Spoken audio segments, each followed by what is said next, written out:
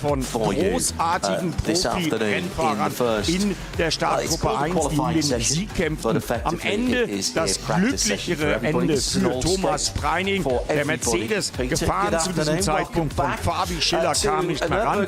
Und am Ende war es dann doch ein persönlicher Abschluss an einem traurigen Wochenende für den Motorsport mit tollen Leistungen. Der Lamborghini auf der 2, der erste Verfolger vom Scherer Audi mit der Startnummer 16. Dritter Thomas Preining beim Mantai-Heimspiel, der Prolog mit einem persönlichen Motorsport. It was saying 85% chance of rain. I'm glad it's wrong. You mentioned qualifying. There's two sets of qualifying. We've got qualifying today, which is, as you say, an all-skate, a bit of a free-for-all. And then tomorrow is the key day, Friday. We've got top qualifying tomorrow. There's a distinction of the two. And, of course, this year there's a new regulation, isn't it? 3 sessions, so qualifying Q3, Q2, Q1. Very similar to the way it runs in Formula 1, so it just makes everybody understand it. Sorry, my apologies. Yeah, 1, 2 and 3. Correct, sorry. TQ 1, 2 and 3. We'll probably talk about that a little bit more tomorrow, but we'll give you some insight into that this afternoon. The temperature reads at 8 Celsius. It feels a lot colder than that in the wind, which is actually coming up from the southwest. Normally is where the weather comes from, and normally makes it a little bit warmer than that. The first thing that we've got to say is that this is a huge crowd. It's a bank holiday here. It's Ascension Day for those of you who are following the religious festivals this year, and that is one of 2 weekend dates that the ADAC RAVENOL 24 hours of the Nürburgring falls on. It's either this one or Corpus Christi. This is the earlier one of the 2, and the campsites were busy on Tuesday actually they were busy on Monday when I rolled up. It got busier on Tuesday, more yesterday, and last night as we were leaving after our special midweek motorsport, it was absolutely bonkers, the amount of people coming in. Today, as I say, there'll be a lot of people coming in as it's a holiday. It's called a bridge weekend here in Germany because you only have to take 1 extra day to have Thursday, Friday, Saturday, Sunday off, and that's why it's always around about this time of the year. Literally a movable feast in terms of the religious calendar. The entry is a impressive 161. There's been a self-imposed limit here for a little while. It went down to 170. First time we were here in 2007, I think it was 229 cars started. It went down to 170, then because they cut some of the smaller engine cars out, just giving you a little bit of a history lesson as we go in. Then it went down to 140. It went back up. I think it was going to be 150 this year, but there were more entries than that, and the organisers here decided that they would take all the entries that they had, which was 161, hence the weird number, spread across over 20 classes. I'm not even going to start explaining the 20 classes. I'm going to give you some homework, dear friends around the world. And if you search race car engineering and an explainer to the classes, there is an excellent article that you can access free from Race Car Engineering. Well done to Andrew Cotton and the rest of the team for putting that together. We have a green flag spot on time for this session, which is just on 2 hours, and we'll see pretty much everybody going out here. There are an awful lot of drivers here who are getting their first go at the Nürburgring 24 hours. Spoke to Michelle Gatting, for example, last night when we were doing that midweek motorsport special. 5 days ago, she put her deal together. She did her permit to allow her to race here in the big class last year with Porsche, and she's in a Porsche this year. She's in one of the Mühlner blue, black and white cars, but it is in a cup car that she's in, and she's never driven it before around here. We've got Jake Hill. He is with Lion Speed with Kyle Tilley and Patrick Kolb. amongst his driving partners, and he hasn't driven here in the wet yet, but he's looking forward to, again, first time. Now, that is a GT3 car, so it's his first time in the GT3 car, and so on it goes, because there is an absolutely huge amount of drivers here, as you might imagine, with 161 cars. Pretty much all of the garages have 5 or 6 cars in. There are a couple with 4 in, including the Verstappen Racing, the Winward Racing cars, the Ravenol and the Verstappen Racing car run by Winward, and they've got the family to pray with them in the lovely bright red Audi S3 saloon. We've followed those guys down through the years. They've got a bit more sponsorship on that car now. It used to look just like a road car. Couldn't get into that garage last night, and we're not going to get access to that garage either this weekend, unfortunately. So we won't be able to talk to them this year. There's a Cayman Club Sport in that garage as well. So better conditions, Peter, than we've had this week so far, as we've gone green for the first time. But we should mention the weather forecast for the weekend is, shall I say, mixed and changeable, because every time I look at a weather app, it seems to have changed its mind. Yes, it does. I'm thinking, so I was just watching a car slowly on the screen there thinking, why is it going so? It's because it's about to join the track, so it caught my eye, my apologies.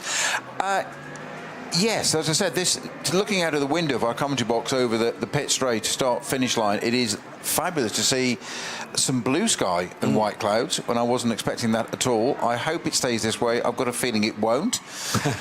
Just one of those things. But rain, it's never ideal. It makes the racing far more exciting and usually gives us a lot more to talk about as commentators, because things happen and jeopardy becomes part of it.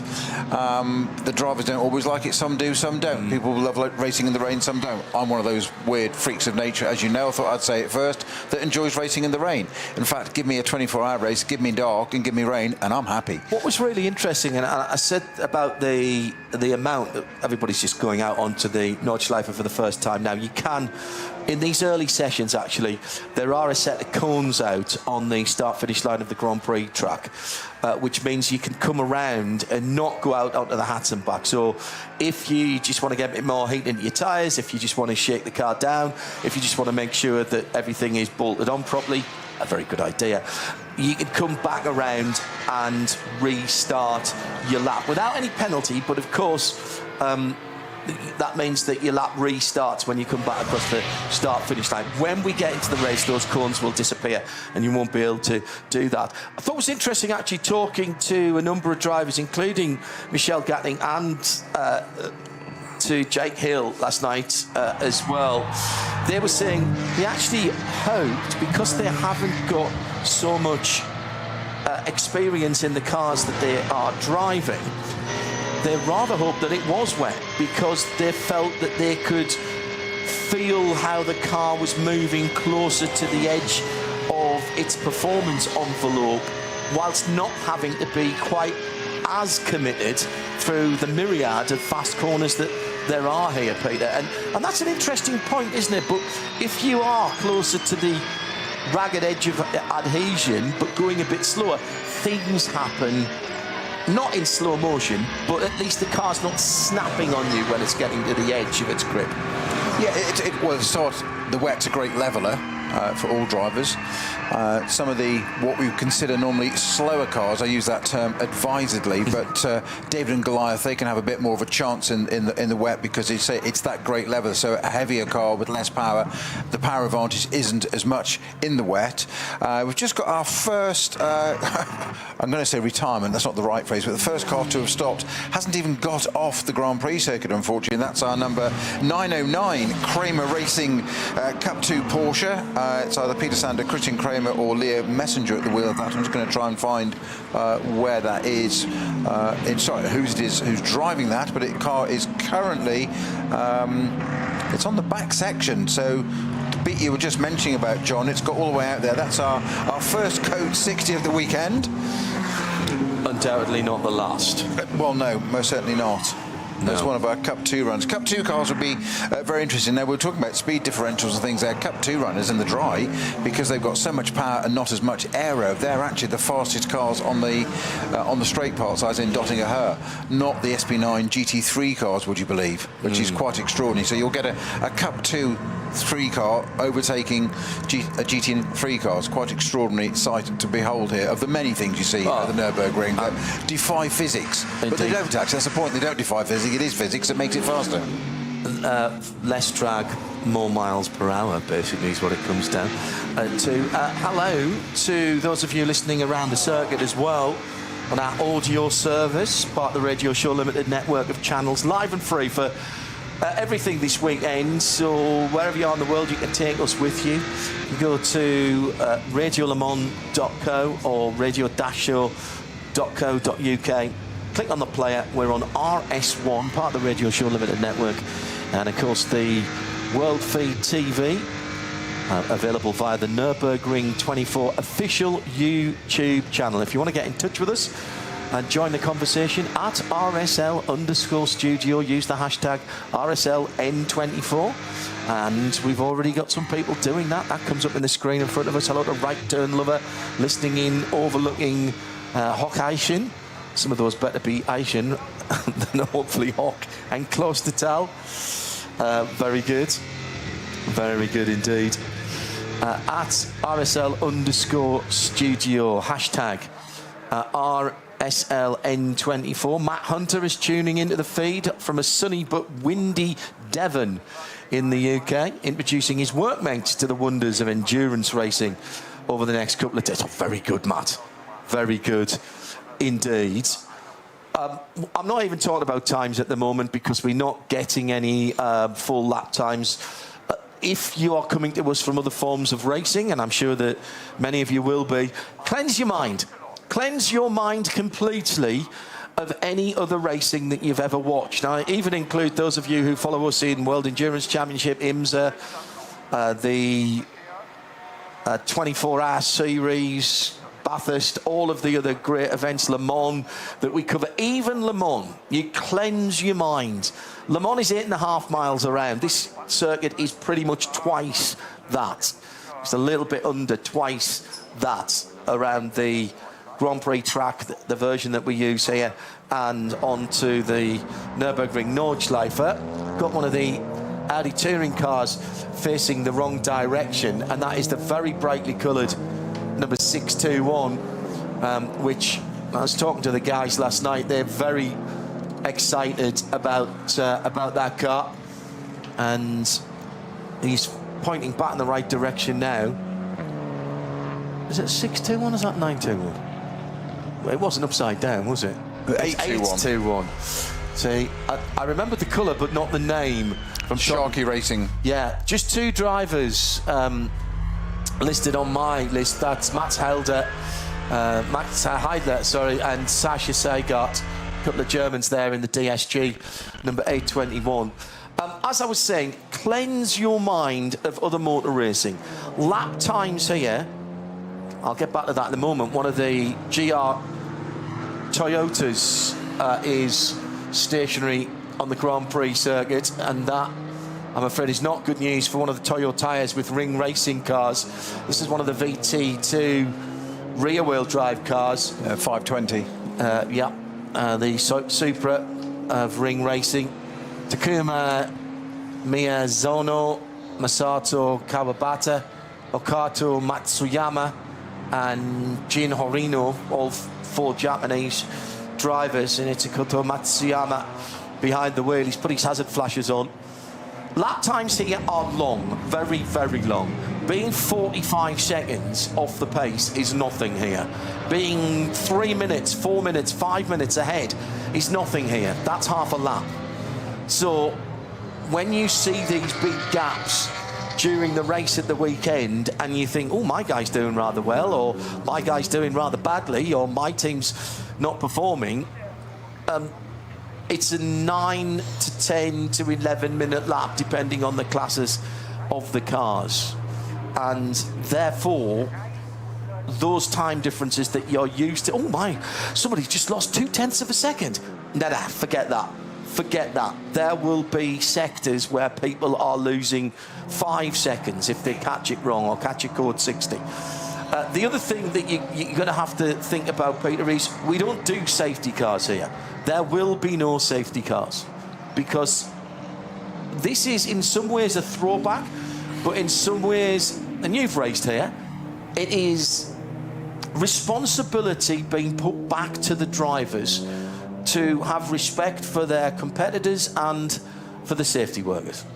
Yeah, it's the age-old comments from your engineers in the car. They'll ask you what's doing, and you'll come back and say, well, what do you advise? And they'll say, well, you're in the car, mate. It's down to you. Yeah. Just very, very quickly, John, I know you said it's not about times there, but the first 2 times have come at complete laps. Grello, Manti Porsche 911, has gone second fastest. The fastest car on the circuit at the moment, though, is the BMW M3 Touring. Just had to say that. Sorry, that's a sentence I had to say. Yeah, this is the underpinnings of an M4 GT3 that has been given a BMW M3 estate car, wagon, touring body. Started off as an April Fool's joke last year, and Andreas Reuss and the guys at M and Motorsport sort of said, you know, we could do that. We should do that. They have done it. It's running in SPX. BMW on a crest of a wave at the moment because that organisation, with Andreas Reuss at the helm of it, has just won its first WEC race overall with their prototype, the Le Mans prototype, effectively.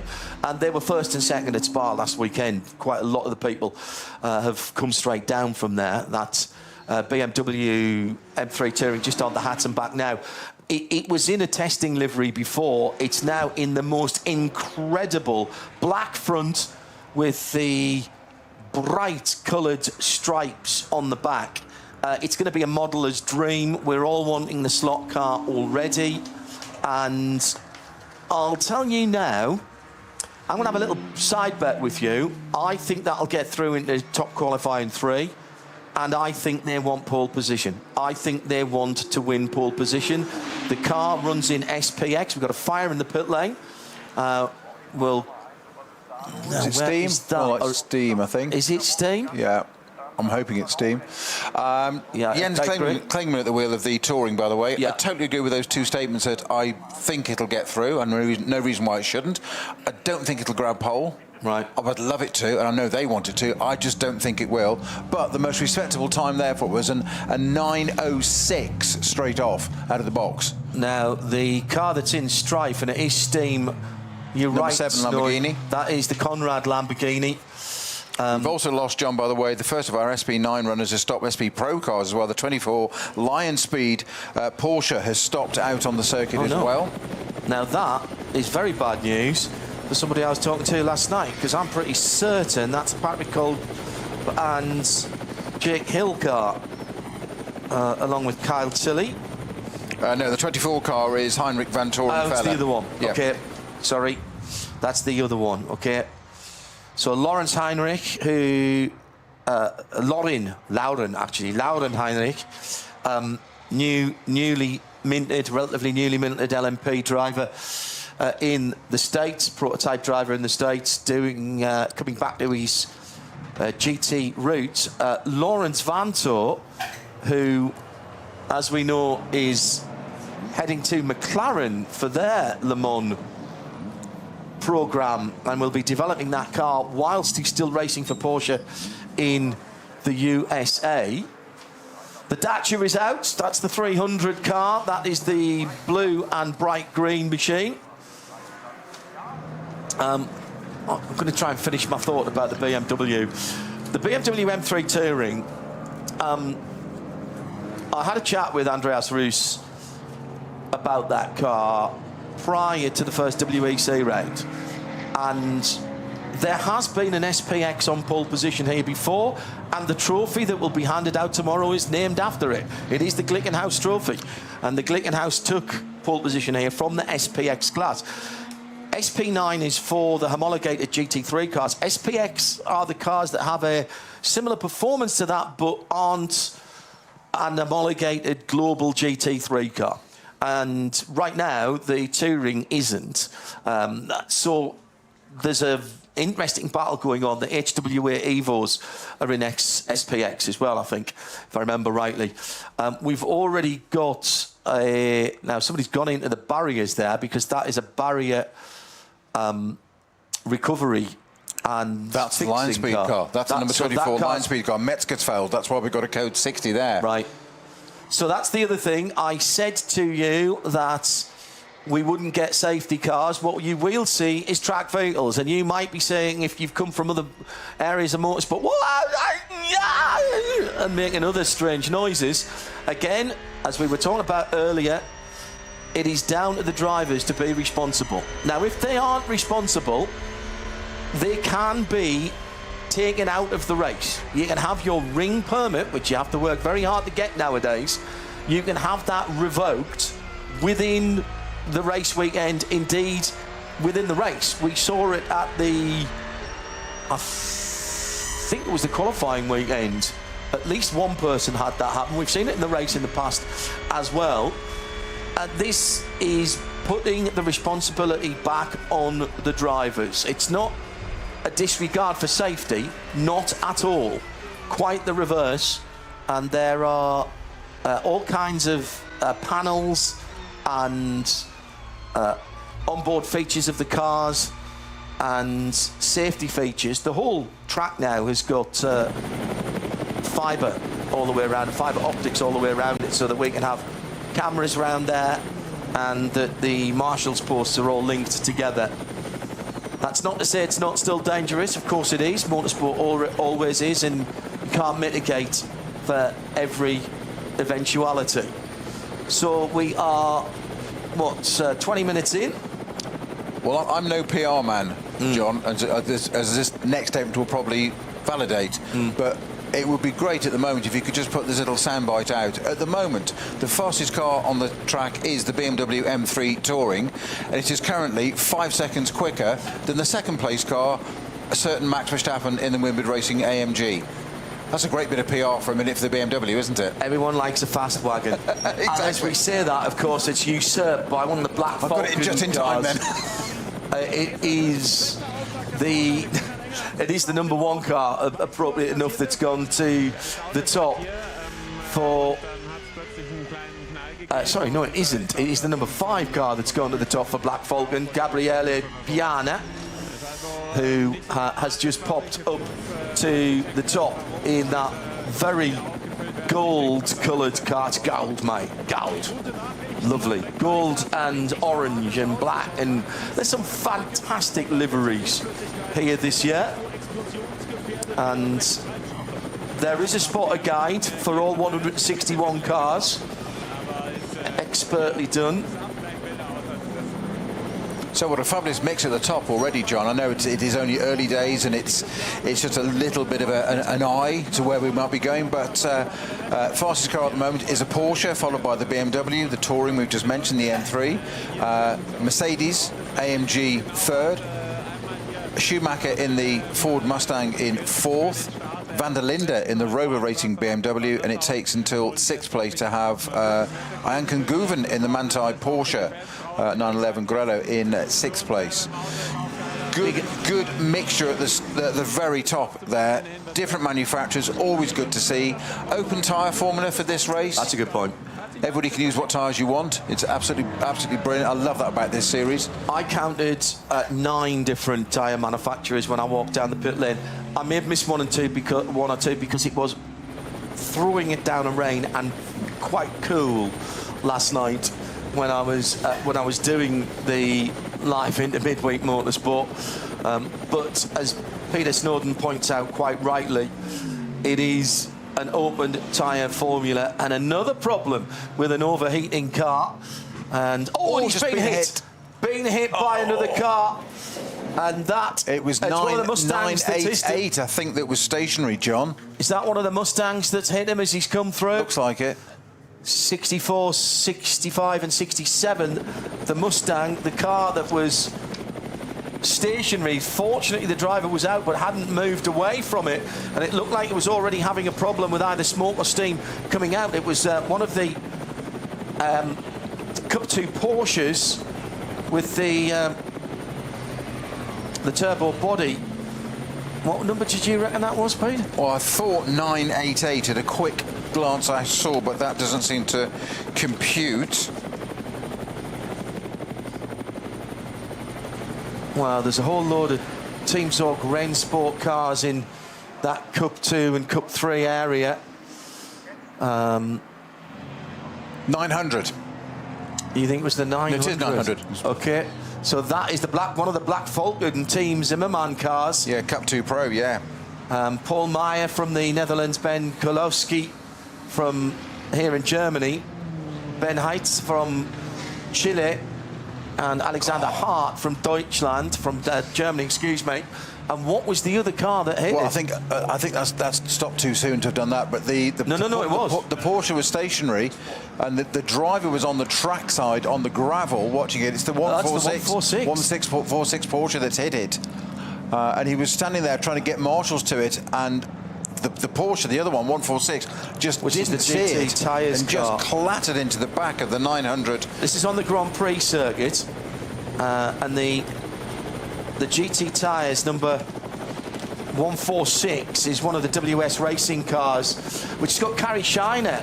This is the all-female crew car with Fabian Volvent, Michelle Holder, Janina Schall and Carrie Shiner. This team has been together before, and just coming out of the Schumacher-esque there, was it?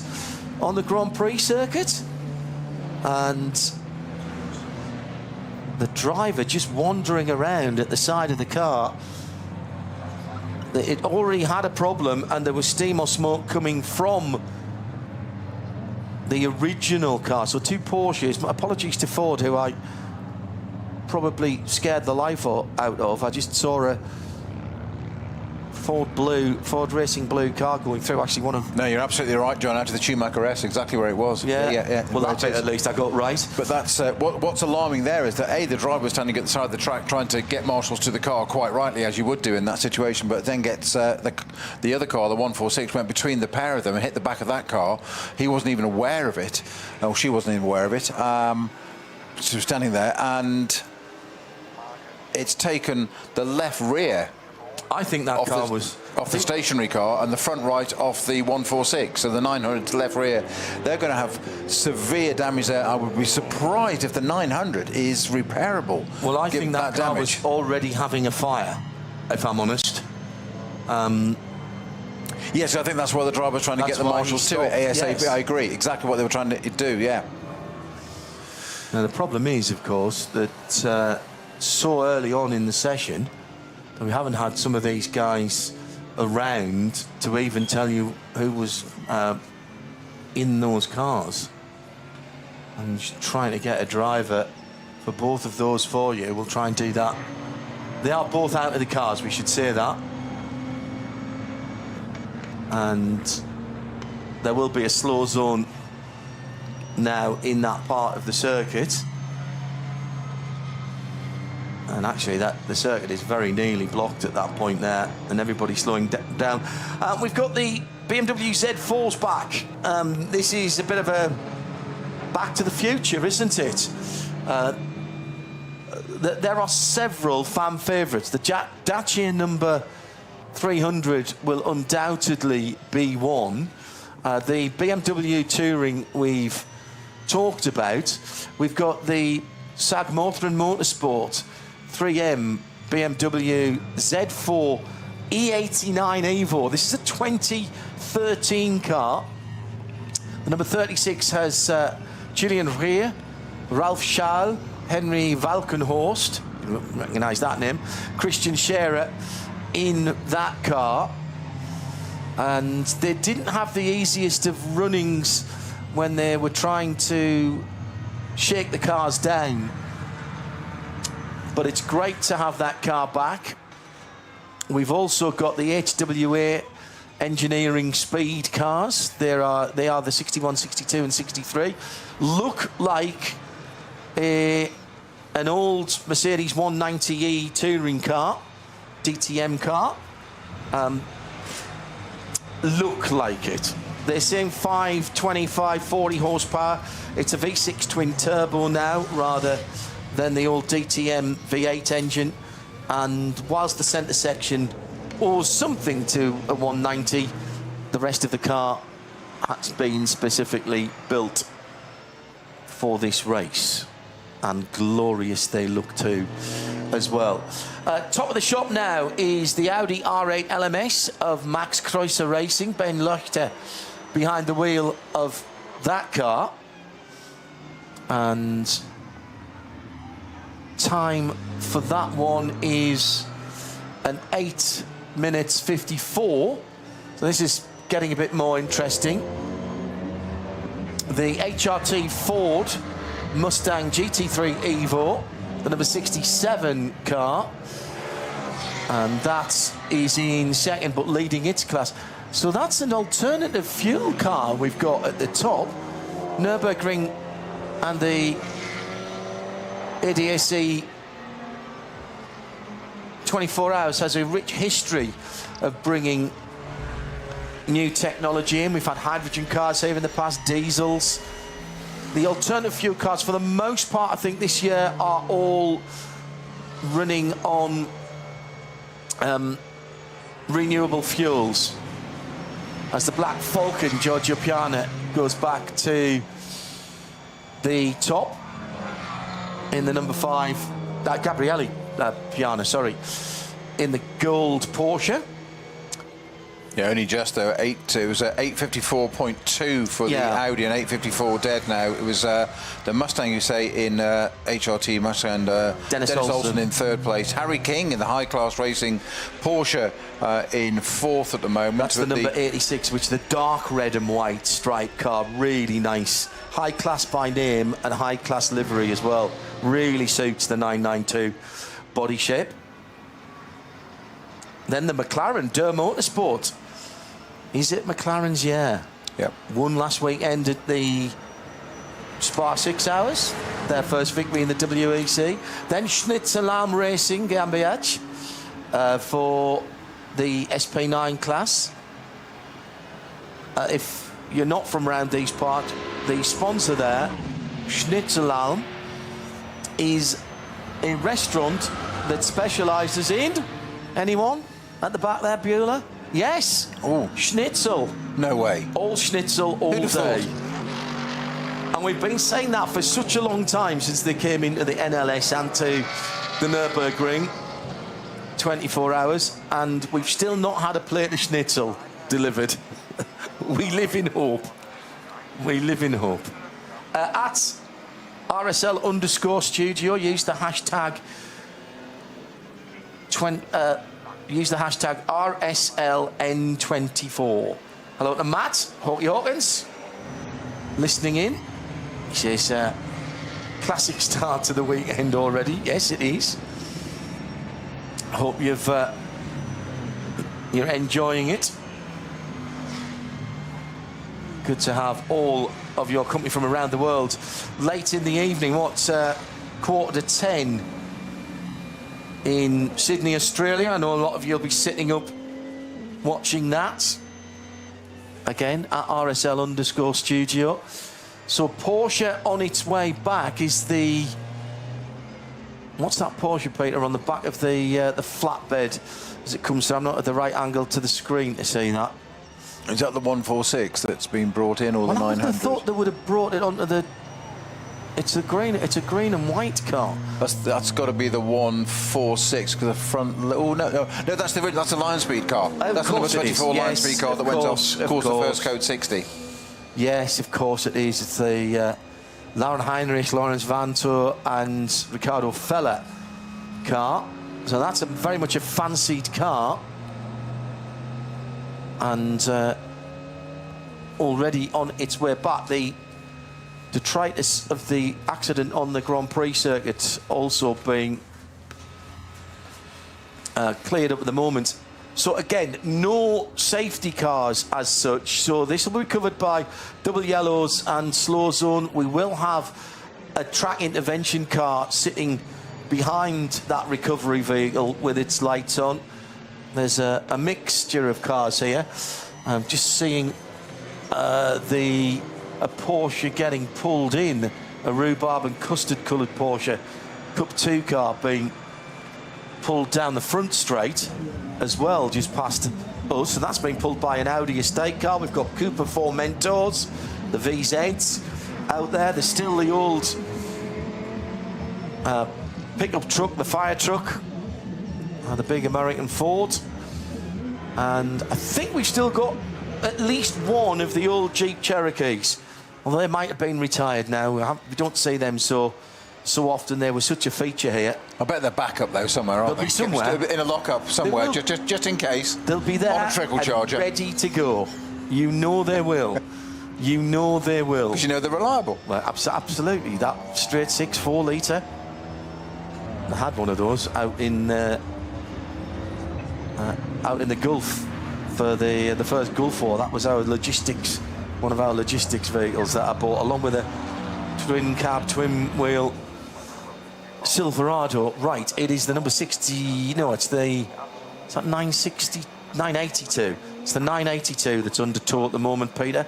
Which is, I think, one of the Cup 3 cars actually. As it's being towed around back to the pit lane. So that must have got caught in the cutout. It's the W&S Motorsport Cayman. Now it's Christoph Krombach, Oliver Kuntz, Axel Dufner, Leo Livus, Arne Weber, all German team there, and it is indeed the Cup 3 machine. So Black Falcon going back out in the lead, and now has changed drivers. You'd say the team's doing this, they'll want to get every driver or most of their drivers through, and it's the number 5 car going out with Mustafa Mehmet Kaya, Turkish driver, one of a couple of Turks in the field in that Evo. That is an Evo 26 car, so that's the brand new version of it, that red, orange and gold mainly. Ben Luchter for Max Kreuzer Racer in the Audi in second. He's still the best of the 81 cars, alternative fuel. Jens Klingmann now down to 13th in the BMW M3 Touring, but leading in SPX. The best of the Porsche Cup cars is the Müllner Motorsport. I feel I might be saying that a lot. The number 904 down in 14th position. And see if I can pick up any more of the leaders in class. Pro Sport Racing Mercedes in the GT4 SP10 is the 176 in 34th position. And Hyundai Motorsport lead in TCR, a class that they've dominated. They've got 3 cars here this weekend, just 1 in TCR, the 830, and 2 in SP4T, which are very interesting because they have some development road car engines in them, in those Elantras. I'll try and pick them out for you, those 2 cars out for you. SP7 is a Porsche, number 82 leading its class. Müllner Motorsport leading Cup 3 with their 999 car. That is the highest number we have. We don't often go all the way up the 999, but we have it here. Beautiful conditions. The rain clouds gathering over the back of the castle, which has been refurbed lately. Grello in the pit lane sporting a special livery for anniversaries of both Manthey and the Grello livery. Grello, not green, not yellow, but I could never understand why a German team from Moispath, which I drove in through the back of today to miss some of the traffic, which is literally, they drive the cars to the track, they don't even put them in the transporters, they put amber lights on the top and drive them to. So grün und gelb, surely. So it should be grumbled or grelbed or something. But no, it was Grello. They took the English on, number 911. Well, I don't think they actually named it, did it? I think the fans. I think it came from the other way round. No, I'm not sure, you know. But it just got known as that, as a sort of nickname, and I think they just took it on board. I don't know. It was before. Answers on a postcard to the studio, please. I think it was before Porsche took Manthey over and sort of subsumed them. Olaf Manthey, he of the fabulous handlebar moustache, and surely the only team manager to have a Haribo sweet in his image.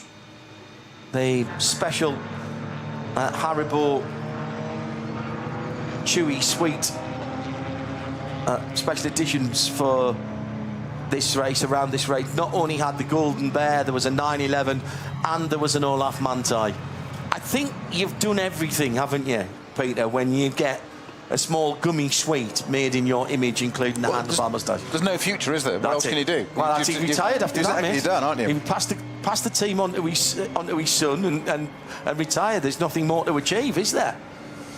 Very little more to achieve for Manthey, in all seriousness, from what they've done round here down through the years. They fundamentally understand this circuit.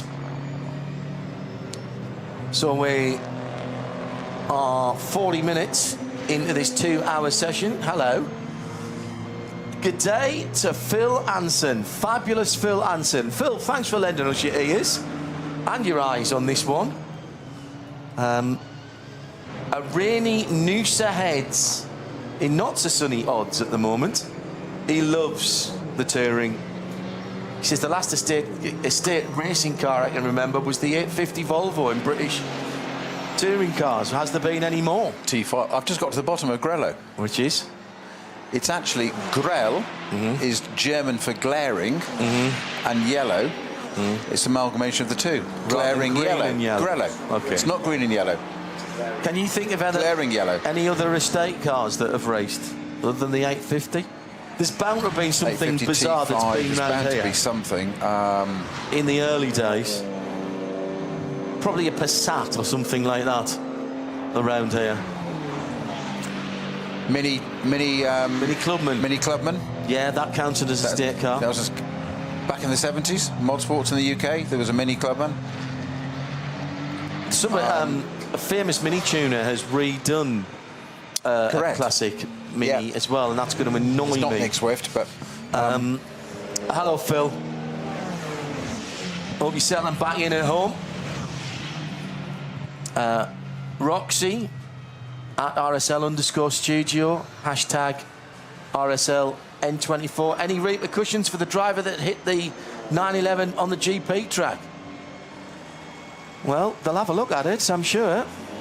They'll be checking to see that the yellows were out and what was going on and whether they ignored them, whether there was another car that they had to avoid and move out the way. Hello to Dallas, who's not in Dallas but in Florida. Good morning. NG Auto Art, artist in residence. I presume he's getting lots of inspiration from this.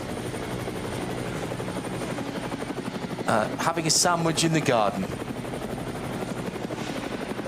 Banana Pie is watching from Trinidad. Hello. I hope your weather's better than this. Philadelphia, USA, Mr. Bedlam. Robert Cruiser from Raleigh, North Carolina. Allard Calf. Hello, Allard. Are you here this weekend? Walter Strycek was one of my answers in our German F1 Drivers Pointless last night on Midweek Motorsport. Walter Strycek, former head of Opel Performance Centre, is in one of the Z4s. He can't stay away. He was part of the team that brought the Foxtail Manta and raced with his children as well in a couple of bits and pieces. I worked with Volker many years ago. Yeah, turn of this century.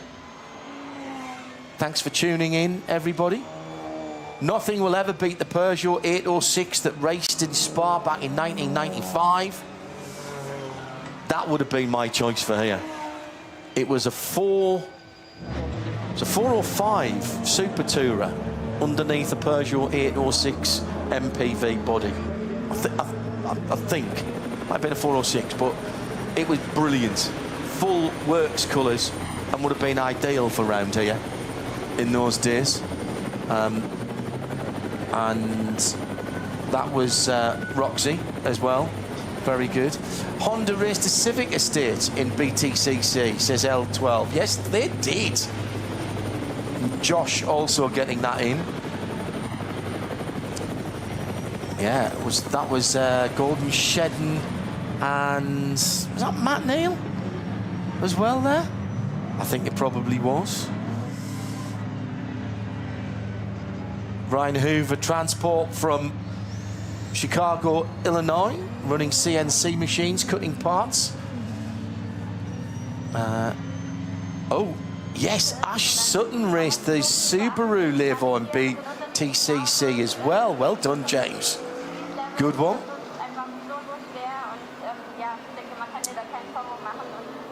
Hello to Sometimes, heading into work in Virginia. Commuting and listening to racing. And KC1881 preparing sleep schedules to watch as much this weekend as possible. We had an Opel Astra Caravan in N24 here before. Thank you very much, René de Boer. And an Audi RS4 Avant and a Citroën XM brake. I remember that Citroën. Excellent. The Dutch Caribbean are tuned in as well with Chris from Curacao. 30 degrees. Can you package some of that up, please, and send it as an attachment? Winward Racing to the top now with their SP9 number 80 car. And the time now down to an 8:45. This is getting a bit serious, Peter, here. People, I suspect, and that's the Mercedes AMG team Ravenol car. Maro Engel, Lucas Stoltz, Fabian Schiller and Maxime Martin. And it's Maxime who's done the time. Watch him if it gets wet here as well. And apparently, Daniel Reynolds telling me there was a Commodore wagon in the Bathurst 12 Hours about 15 years ago. Brilliant.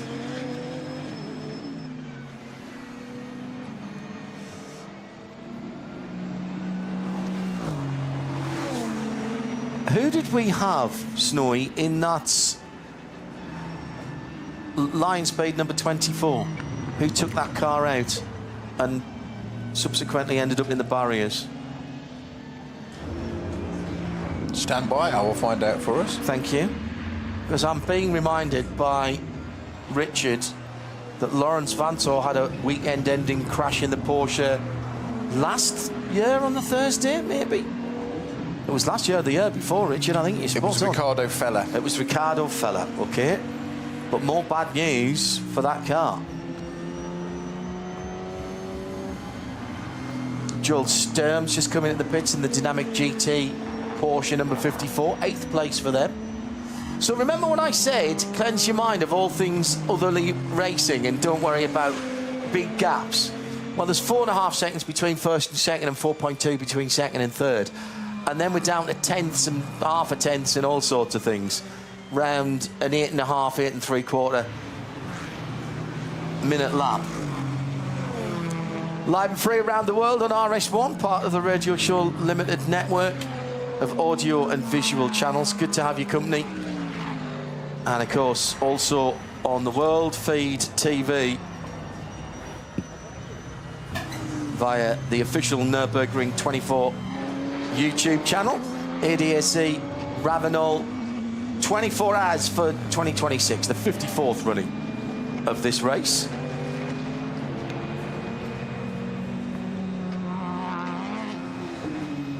Now, first car the car's just gone to the top of the timesheets, John, with never mind an 8:45, we're down to an 8:42 now. It is Augustus Farfus in the Rover Racing BMW M4 GT3 Evo. It is car number one. It is position number one. Why is it car number one? Because it's last year's winner. It's Kelvin. I've got Kelvin van der Linde behind the wheel of that on the other timing screen. Farfus on my screen here, so isn't that very interesting? It does have Raffaele Marciello, Jordan Pepper, as well as Kelvin van der Linde and Augustus Farfus in that.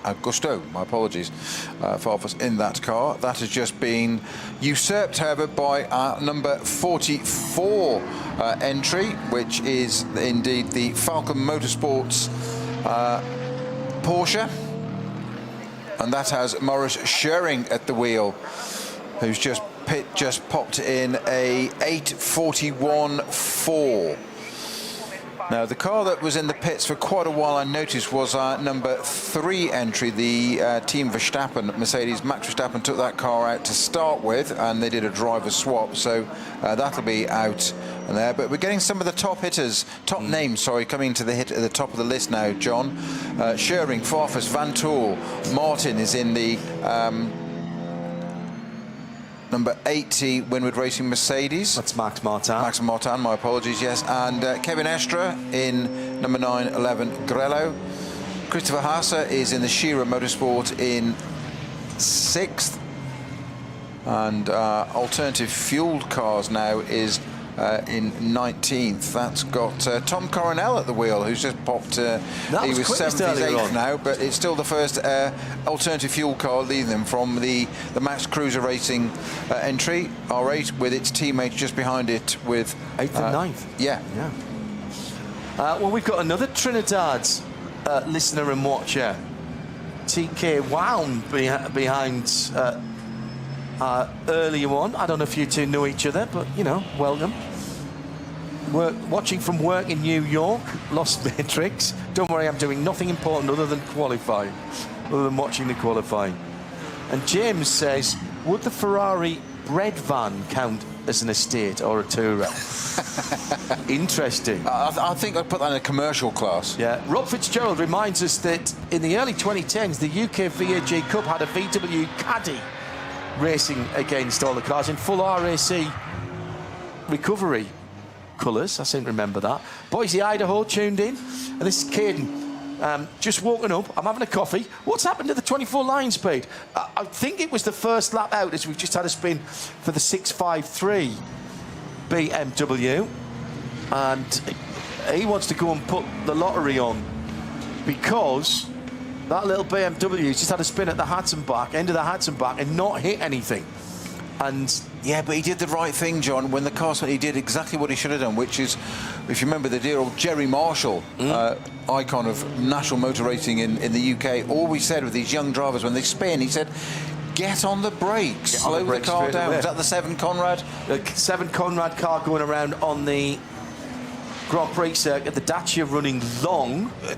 It's taken to the car park. Well, I tell you what, he might have to show his pass to get back in from there. The 653 was one of the Adrenaline Motorsport Team Manhattan Wales car. The Ben Pitch and Laurent Lepara and. But they didn't hit anything. Just finished the question of the... from Caden, what happened to the 24 line speed car?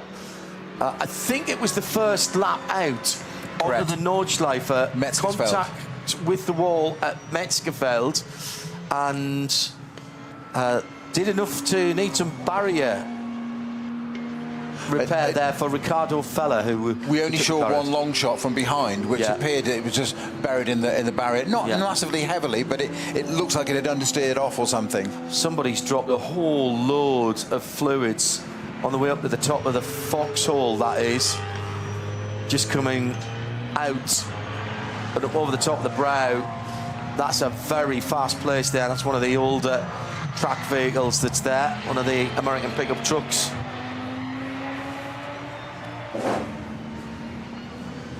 At RSL _studio if you want to get in touch with us, as many of you are in these early sessions. Right, Clark Duffy has got the picture out of my favourite 806, which raced in the Spa 24 hours.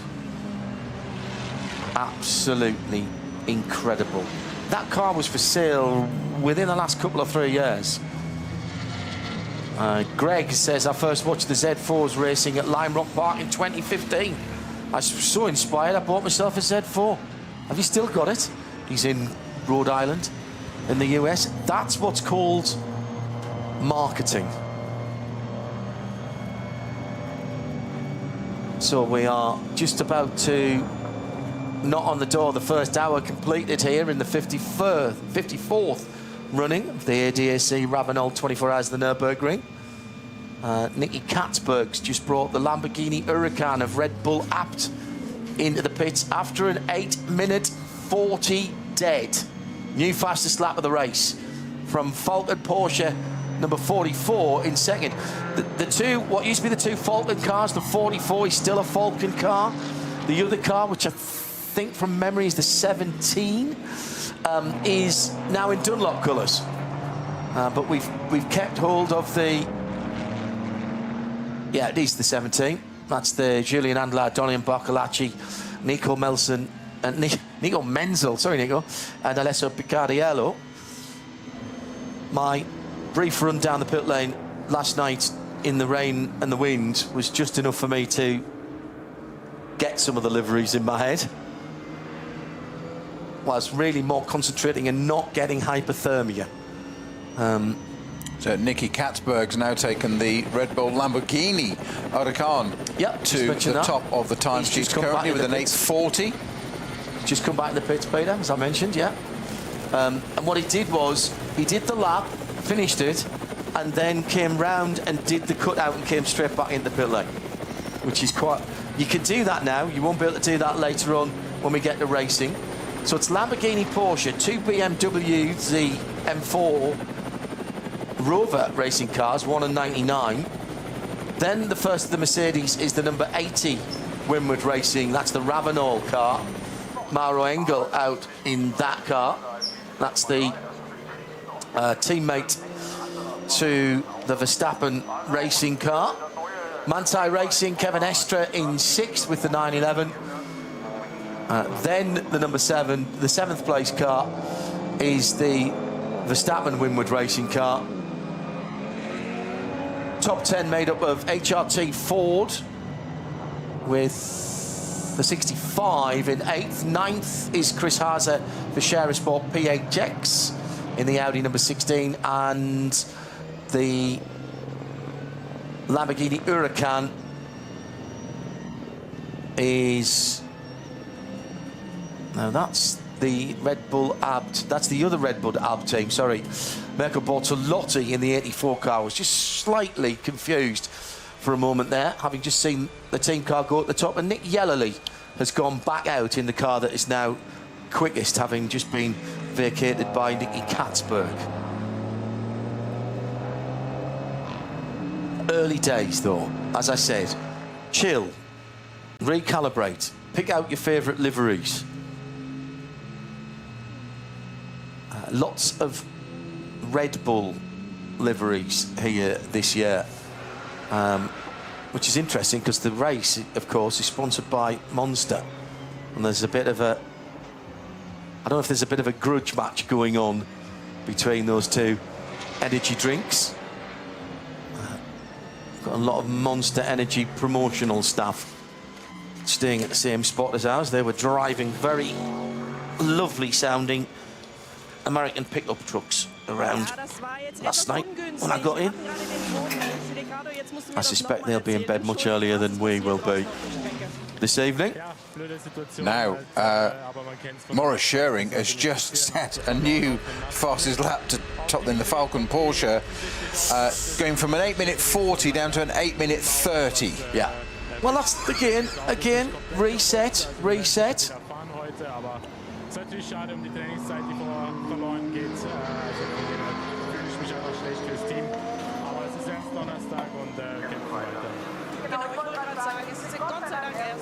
We're going to introduce you to some more members of the team in just a moment or three's time. And in fact, I'll bring one of them in straight away and say good afternoon to Bruce Jones, one of our usual NLS commentary team. Cold, still a bit slippery and wet out on the Nürburgring Nordschleife, but nobody's told the drivers that we're down to 8 minutes and 30 seconds with a track that finally has no yellow flags or slow zones on it. A little bit of sunshine, I think, is just picking people's spirits up, Bruce. 100%. But I mean, what we're realising here is that every 10 minutes you get a different form of weather. You look down, you look at your computer screen, look up, oh, we've got hail. Oh, no, hold on, it's dry, it's sunny. But, you know, out on track, caution, absolute element. But some of the attacking drives we're seeing at the moment, and I think your point just then, no yellow flags at this moment around the circuit. There may be in a few seconds, but people will just keep pressing on. And again, if it's the first time you've ever witnessed the Nürburgring Nordschleife, it's a treat that keeps on giving. But looking at some of the faster cars going through, this is the craft you do not learn by just rocking up here, John, and having a bit of a go. You've got to learn how the other people, where the other people in the junior classes may move to, and how you get past. You were in the drivers' meeting earlier on today with our clerk of the course.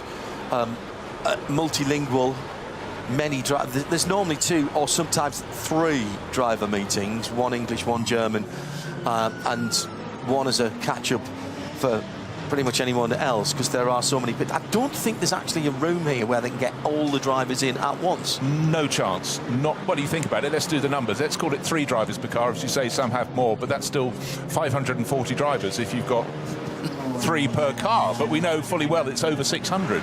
Yeah. Just say that again, 600. Incredible. Absolutely incredible. I was talking to Snowy earlier on, and Joe Bradley's going to step into that far right-hand seat in a moment,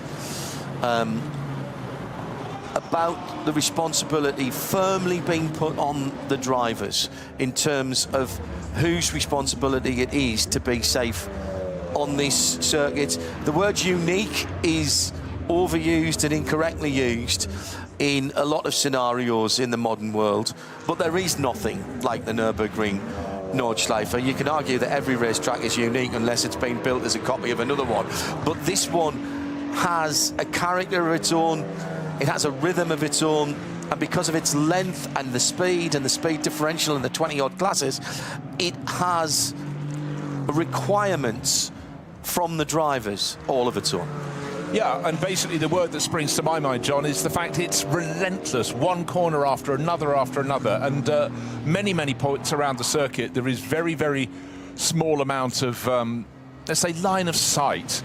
And bearing in mind, you then factor in all the drivers from the various other classes, and the possibility of contact is very much present at all moments, and it could be an innocuous little half spin. In fact, we just had one coming back up the slope from the Dunlop Carer, and one of the junior class cars rotating around. In fact, it was an Audi TCR car. Very few of those these years.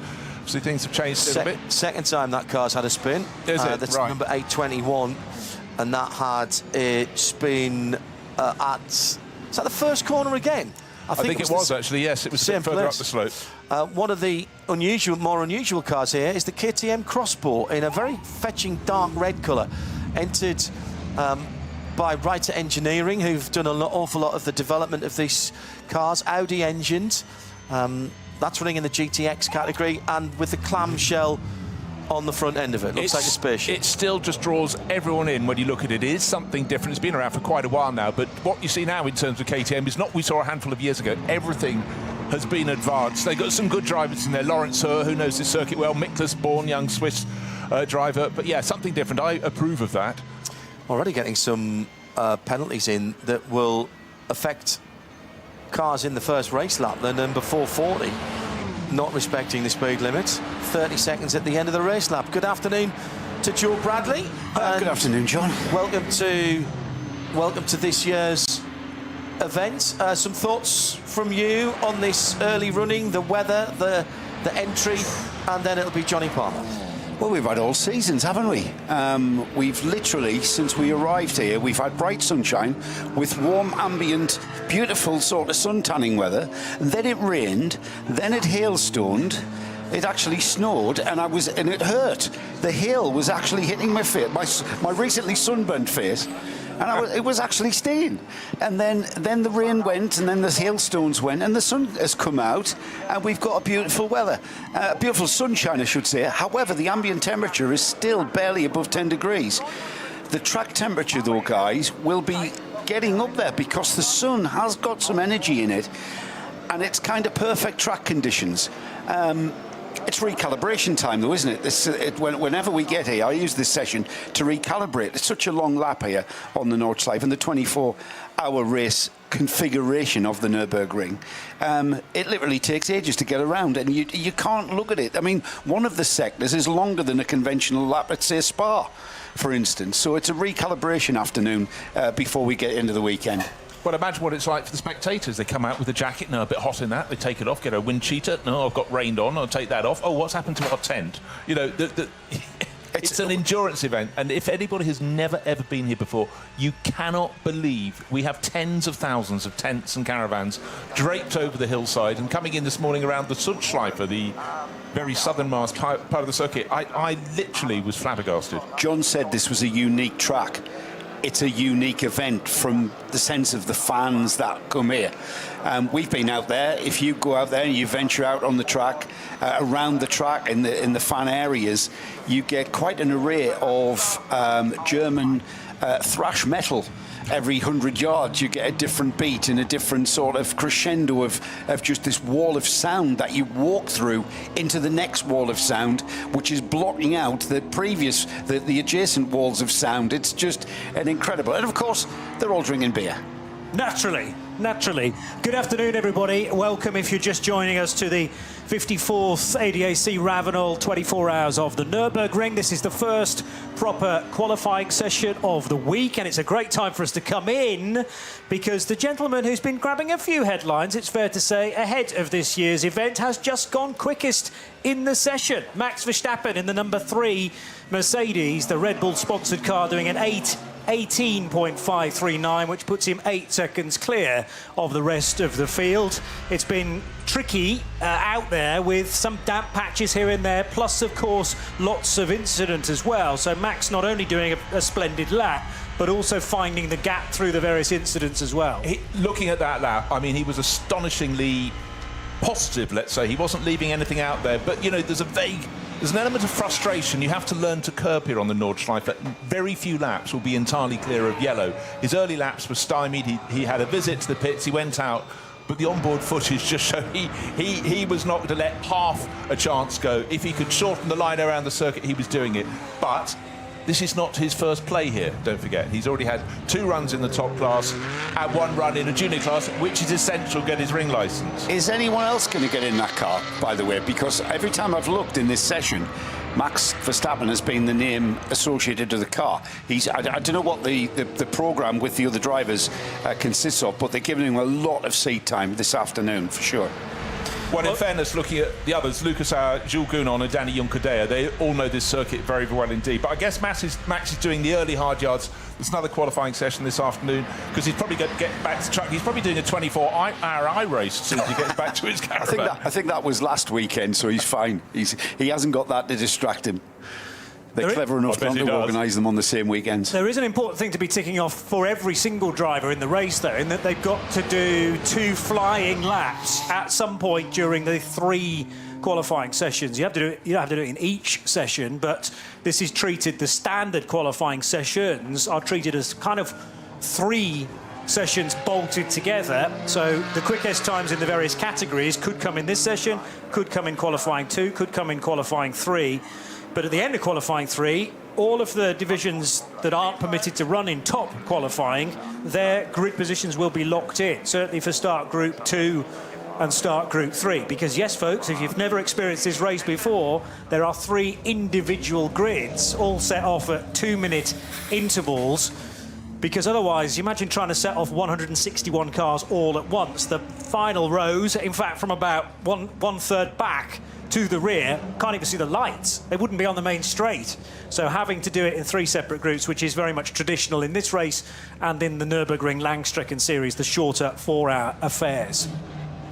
Yeah, qualifying is quite something. They've stirred the pot to simplify it, but I must confess, having read the rules, I'm going to have to read them again and again because it's quite something. But one element of the crux is that in the pro class of SP9, the very top class, the class that Verstappen has entered into, each of the drivers, or 3 of the drivers at the minimum, have to have their times aggregated. So it really is about the strength of the lineup. Yes, I know it's a 24-hour race, Joe, but still qualifying is quite something in a field as big as this, because if you're down in 20th position, you might only be 3 seconds off on your average lap time, but at the start of the race, with the sort of opposite of a concertina effect, you've already lost a fair bit of time. Yeah, I mean, it is still vitally important, because it is an endurance race. It is over 24 hours. There are so many elements, quite literally, the weather element being the main one. I think that's going to be talked about this year.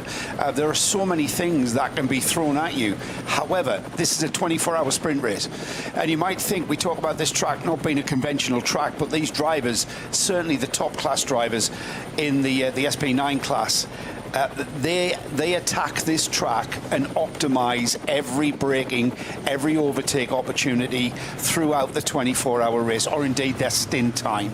It is an absolute sprint race for those guys.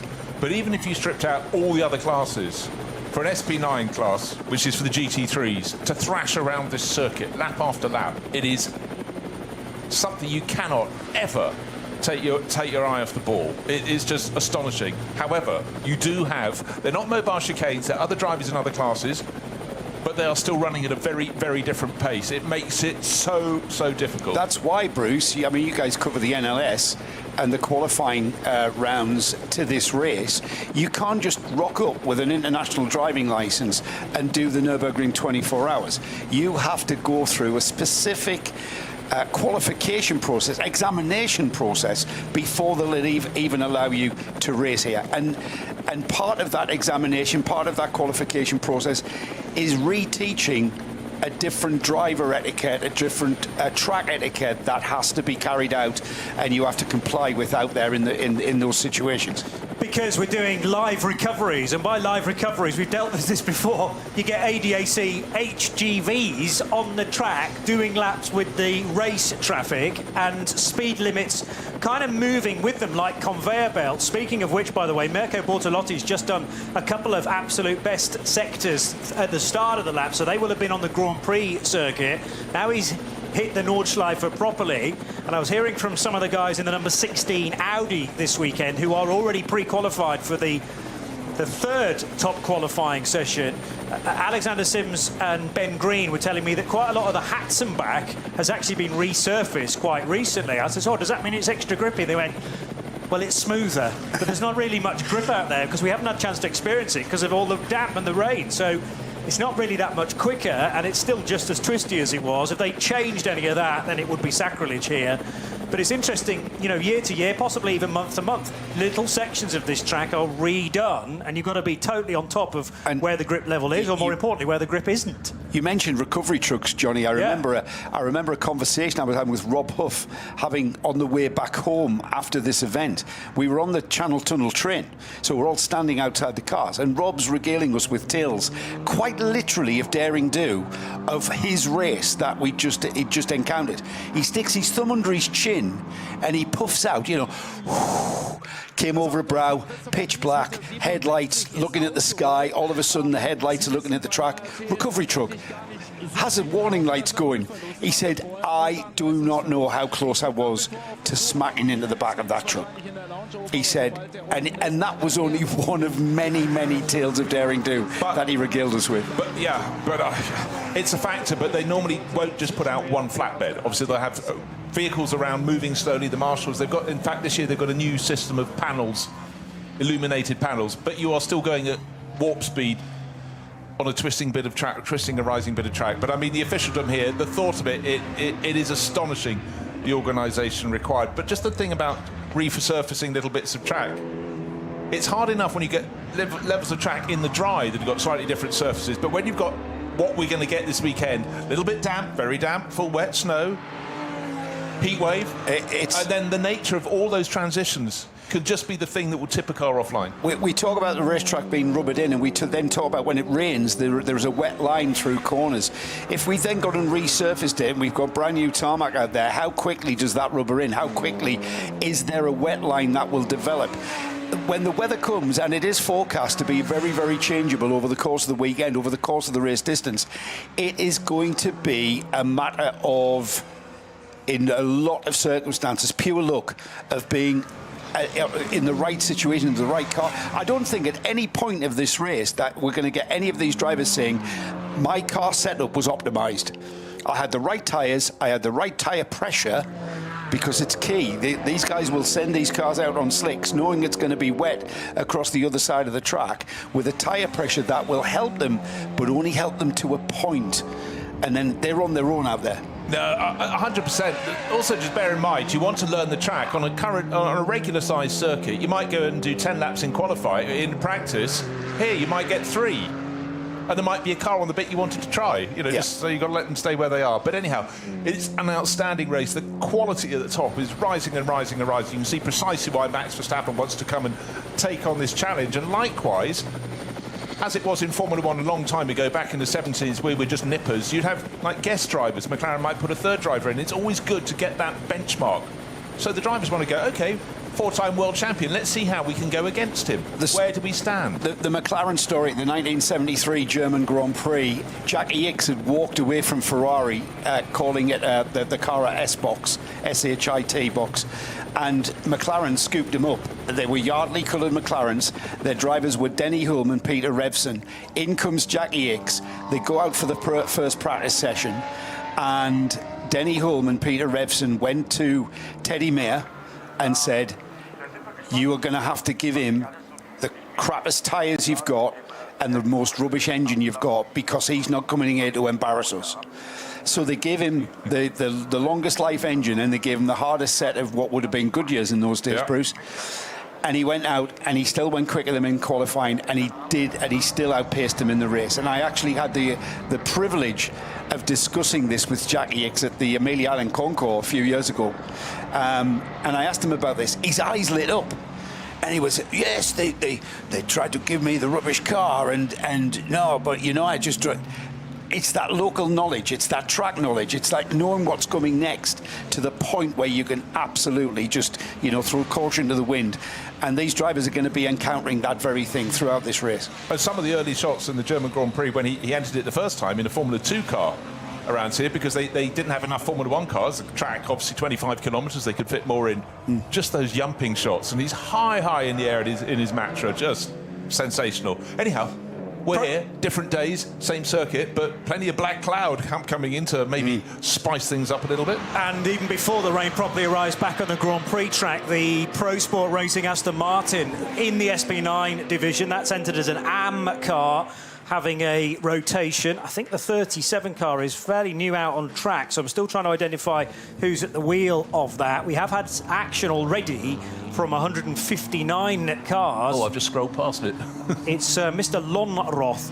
So Lonroth spinning. That will be Marcus Lonroth, who shares with Guido Dumoulin, along with Christian Connert in the number 37 entry. The other thing I wanted to mention was the number 19 car of Jan-Jaap van Roon, which is the Max Cruiser Racing entry. An Audi R8 was the one in the barrier and being recovered in the AT1 class.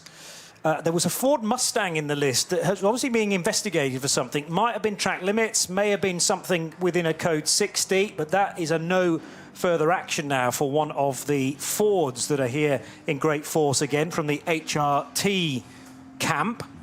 And that was car 67, I seem to remember. There are 3 of them, 64, 65, 66. They had very, very cool liveries last year. I haven't actually caught sight of them in the flesh for 2026, but conveniently last year, one was painted completely blue, the other one yellow, and black maybe is the third one. So hopefully the paint schemes are similar, because in the dark that's very, very helpful for us. They're not at all. Oh, one is running in black with red flashes. Think Yokohama livery. Yeah, okay, yes. One they haven't put a picture in as yet. That's also on Yoko's though, isn't it? Even though it's not in and then that you've got livery. one that's largely yellow and green. Think, I don't know, Norwich City or something like that. But nice. There's another football reference from Bruce Jones, Chopper. I can't believe this. Yes, I know.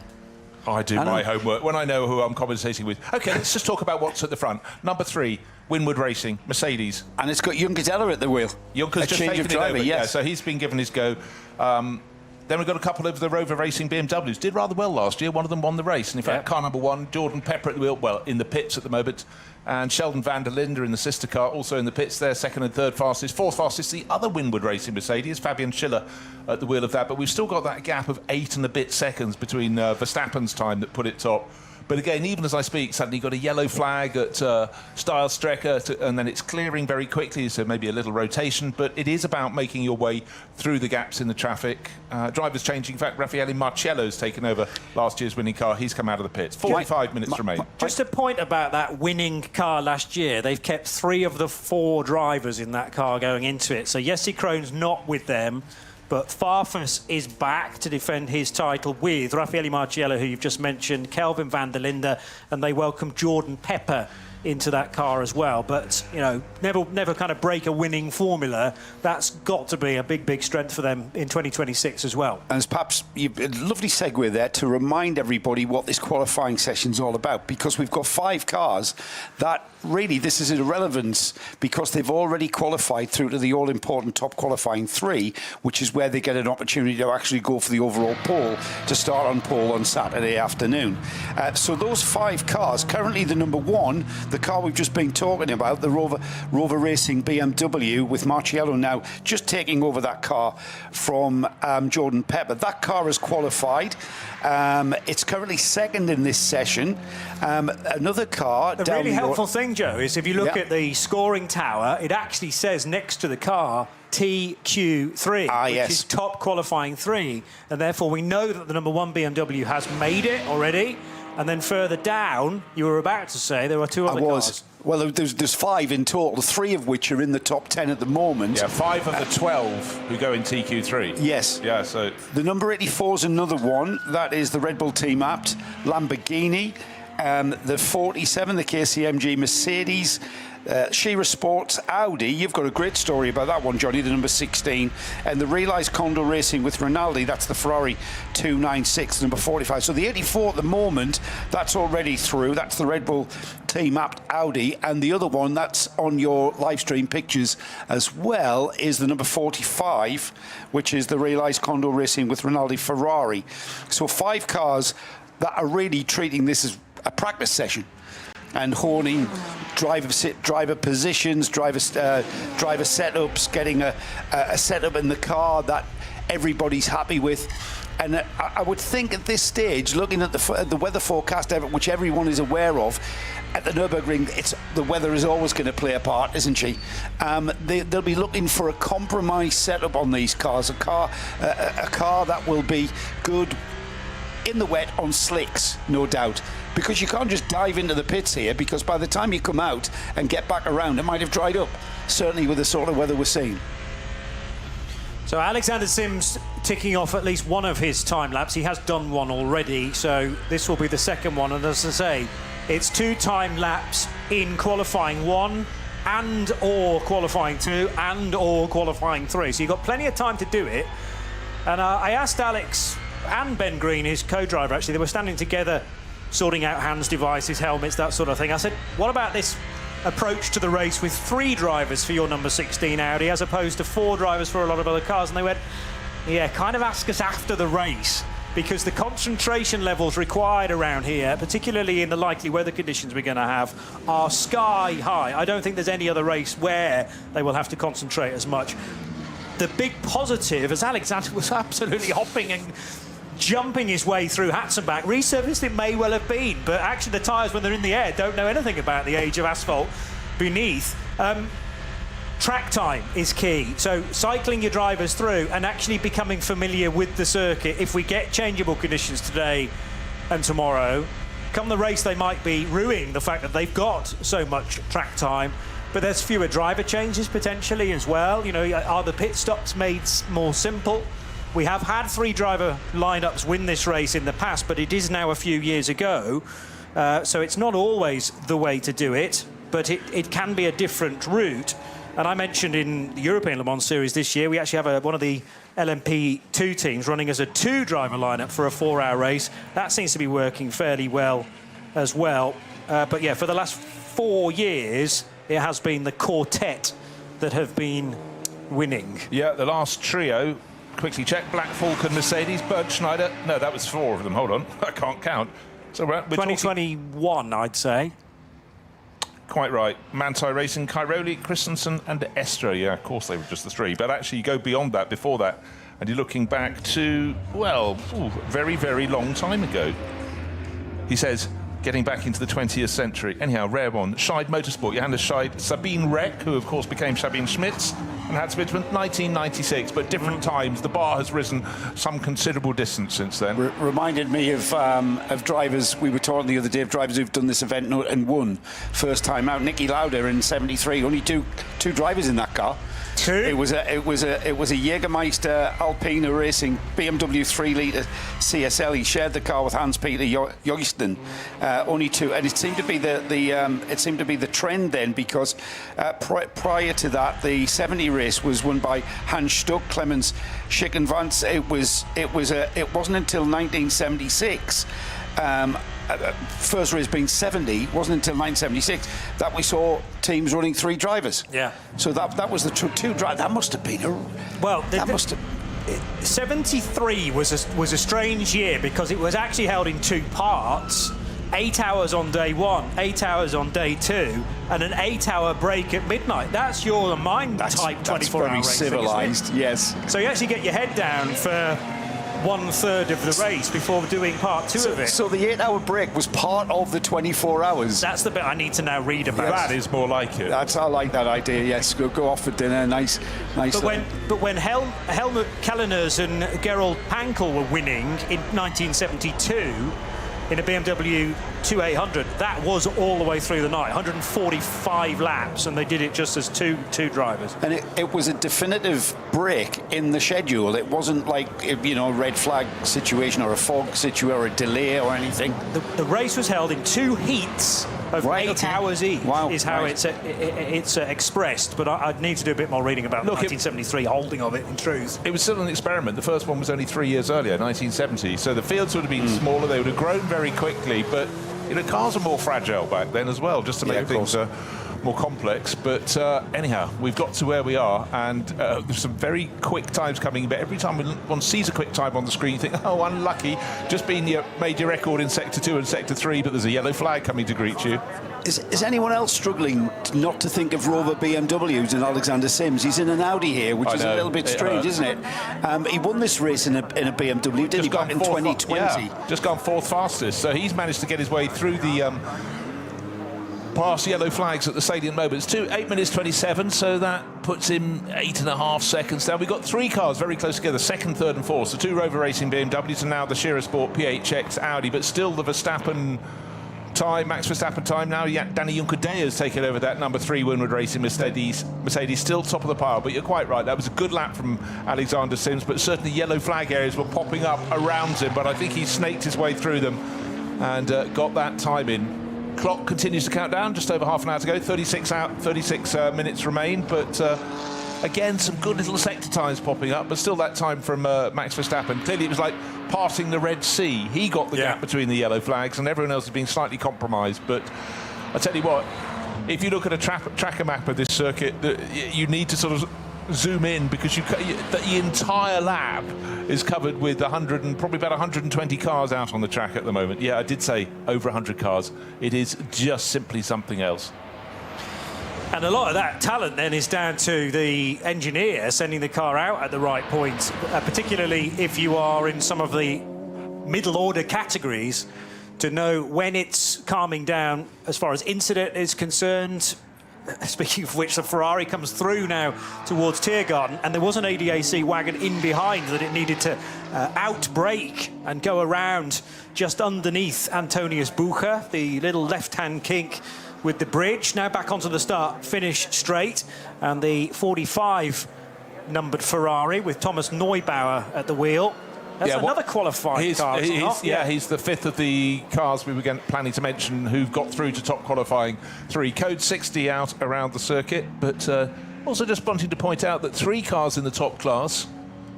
The number 786 Renazza Motorsport Lamborghini, the number 40 WSIS Racing Team BMW, that's the Z4, the lovely car from 2013, and the number 35 Walkenhorst Motorsport Aston Martin. All they've done is out from the pits, back up, and then in the back entrance to the pits. They have not done a flying lap as yet. So we were talking about how what you really need is track time. You need to experience all these changing conditions, and for those three teams, they've not got anything on the board as yet. Fabian Schiller does an 8:35.9. This is a very cool liveried car as well, the Ravenol car that sits alongside the Verstappen Mercedes, should we call it, car number 3. But obviously there's a great deal of talent elsewhere within that car as well, including Danny Juncadella. But yeah, those two Mercs, the AMGs, were sitting at the front of the garage earlier in the day, looking resplendent. And you couldn't be forgiven for thinking they're not part of the same team, but they kind of are. Winward Racing prepared Mercedes. And he went, well, stayed 5th fastest because the car had been 8 or so seconds quicker than that. Still various incidents. Although, I have now at the bottom of my screen this message that says, green flag, track clear. So it sounds like all the yellow zones have now been withdrawn. And this is the time maybe to put a quick time in with 30-odd minutes still to go. But what we have some people might still have 6 minutes to go on the lap they're on. They've already been interrupted by yellow flags, so it takes a long time to come around. But anyhow, we'll go with green all round, and let's see what the target time might be by the end. So, yeah, 8 minutes, 18.5 seconds, the best so far. And that's from number 3 Mercedes. Bit of a practice session for us, this one, and I'm going to practice now having a rundown of all of our classes, which we were bringing you in the race. We're bringing you up to date with the class leaders through quite a lot of classes that we have here at the Nürburgring 24 hours. And Daniel Lloyd, if you check out the Race Car Engineering website, Daniel Lloyd does an absolutely brilliant breakdown of all of the classes that are going to be competing here in this event. So check that out. It's on Race Car Engineering's website. So down in 115th position is the V5 leader. That's car 440 with Bormisch at the wheel. The first of the Max Kreuzer Racing with Max Kreuzer at the wheel, I believe. That's car number 10. They're down in 107th. They are leading the SP3T class. More details of what these classes mean as well coming later on the day, later on the weekend. 101st place, SP8T. That's the number 59 Duo Motorsport. Weishar at the wheel of that car. The W&S Motorsport entry car 889. That's the BMW class, and they're in 100th position overall. In 99th, these are all very close. V2T Hecker, that's the class name that is. That is being led by the number 519, the Ravenol Japan entry. Dupre Motorsport with their number 480. They are leading VT2 front. That is front-wheel drive. That is in 88th place overall. I'll just fill a little bit of a gap in there, because VT2 is split into what the Germans call Frontentrieb, which is front-wheel drive. But it also includes all-wheel drive as well. So it's front-wheel and four-wheel drive cars in the front category. And then you've got Hecker, which is short for Heckentrieb, which is the rear-wheel drive VT2s. And there are no four-wheel drive cars in there. It's just rear-wheel drive cars for things like BMW 330i's. There's a Toyota Supra, well, many of them in that category, etc., etc. Carry on as you were. So they're fundamentally very similar class performance-wise. However, 88th and 99th positions in this session. I know this is just time sessions. One of my favourite classes, the BMW M240i class. That's being led by the number 195 Adrenaline Motorsport team, Manhattan Wheels. They're in 86th place. 76th place overall is the V6 class leader. That's car 448. In 63rd place, the SP Pro class, being led by the 992 numbered Manthey car. The number 91 Rita Engineering, that leads SP7 in 59th place overall. The TCR class is being led by the number 830, the Hyundai Motorsport Elantra. They're in 55th place. 48th place overall is the SP10 class leader. That's Pro Sport Racing's number 176. And then in Cup 3, they're in 43rd place overall. That's the number 962, the W&S Motorsport entry. SP4T are in 41st place overall. That's the number 50 from Max Kreuzer Racing. The AT2 class is in 38th place overall, class leader I should say. That's the number 320, the 4 Motors entry. RPM Racing with their number 777. That's the Cup 2 class leader at the moment, or the fastest one. They're in 31st place overall, and then just ahead of them in 30th, the AT1 class leader. That's the number 75, Max Kreuzer Racing. 7th overall is our SPX leader, and that's the number 81 BMW M Motorsport. And then SP9 is our overall leader, and that's the number 3 Winward Racing Mercedes. And that's pretty much how we'll keep everyone up to date with the class leaders as we go through the 24 hours on Saturday. But we'll keep you updated with the qualifying as well, because they are forming their grid as we speak, aren't they? Yeah, anything outside of SP9 and SP Pro and SP11, which I actually don't think we've got any cars from SP11 in this year's race. They're the GT2 cars, the modern version of GT2.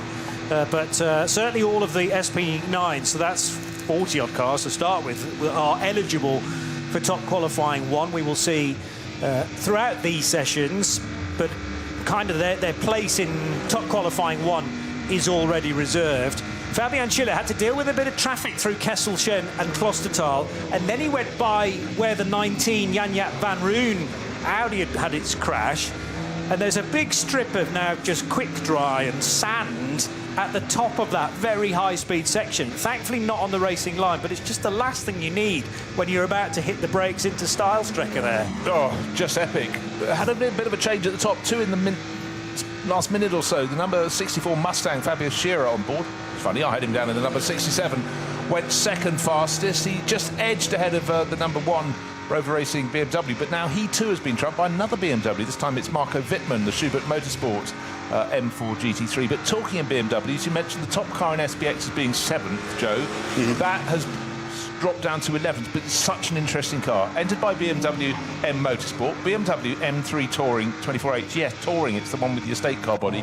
It's effectively built on top of a regular BMW M4 GT3 car, but with that body, and it's had so much attention. It was something that was done not as a joke, it was almost as a dream, and people, the response was so great, they went, I think we're going to have to do this, aren't we, guys? And it's these little anomalies that just keep things really, really interesting. And it's best time thus far with Hugo de Wilde on board now. May not have set time. It's very much in the ballpark. Just remember, we've got the number 3 Mercedes clear by 8.2 seconds, 8.1 seconds now after Schubert and Wittmann have gone faster. But that touring body one, it's only 2 seconds further back. So right in the meat of the battle. It's got a very good lineup as well. That's Jens Klingmann, Hugo de Wilde, Conor de Filippi, who seems to have been a BMW Works driver for at least 20 years, and Neil Verhagen, who knows this circuit better than any of them, because he did 3 seasons at least with the BMW junior team, along with Dan Harper and Max Hesse, and so he has a lot of track time here. Not that De Filippi's not got a lot, but not in terms of the last year, doing about 6 races a year here on the Nordschleife, including the 24 hours, means Verhagen, who just seems to get better, is very much one you should watch out for. This race has always attracted anomalies and novelties, hasn't it? The Opel Manta, most recently, with the foxtail on the aerial on the roof, that car has been around for about 3 years now, if I remember rightly. Car's going very slowly now past the pits into what I suspect is a slow zone, onto the Grand Prix striker, into the chicane that starts the lap overall. However, I haven't got any signs. So the number 65 is showing on driver's right, just as you go into the chicane. We've got a yellow flag at Arenberg, but I'm not quite sure. It must be the fact that we've got the number 65. That is, I'm just going to find out what the 65 is. It's one of the HRT Ford Racing Mustangs. Hubert Hout, Vincent Kolb, David Schumacher, and Dutch racer Colin Carasani. But clearly that's down the sharp end. The sister car, as I said, number 64, one of 2 sister cars, was well placed. It's actually just suddenly, in the blink of an eye, fallen down to 6th overall. We have had changes, and suddenly we've got 2 crews. Raffaele Marcello very much closer to the fastest number 3 Mercedes. Oh no, not anymore, because Fabian Schiller's gone across the line and gone even faster. But what I was trying to work out was he would have been straight into a yellow flag zone at that point, but I don't think it had worked its way as far back to the control line where it sits now. It was the Haug hook that was the affected area, so the right and the left first first corners. That was initially yellow, and that was the point I think Schiller came across the line in the 80 Ravenol Mercedes to do an 8:14.9. Meanwhile, the windscreen wipers are coming on halfway around the lap, so just something else to contend. But that time, 2 really quick times, 3 really quick times came in. The number 80 Mercedes to the top for Winward Racing, so bear in mind the sister car, and that number 1 BMW, Raffaele Marcello, still 3 seconds down on that great lap from Fabian Schiller. Marcello, Bruce, he'd been looking at the sector times. He'd have been thinking, in 18's on here, I'm going to be there. I might even pip this. And as he done, he literally got to very, very close with matching an 8 minutes 18. And then Schiller just spoiled his party, didn't he? Bosch, 8 minutes 14, and Schiller's come in the back door of the pits, by the way. Yep. He's brought in the number 80 Mercedes. And he must be going, is it raining out the back? Oh, what a shame, hey? Yes, my lap job done. Yeah. That was absolutely perfect timing from Fabian Schiller. He had to contend with some incidents in his first run, and as I say, there was traffic through Kesselchen and Klostertal. Had to be relatively gingerly on the brakes for the approach to the carousel as well. But it didn't matter because an 8:14.957 was done on pretty much a green track, and it's not green anymore, and nor is it particularly dry in places either.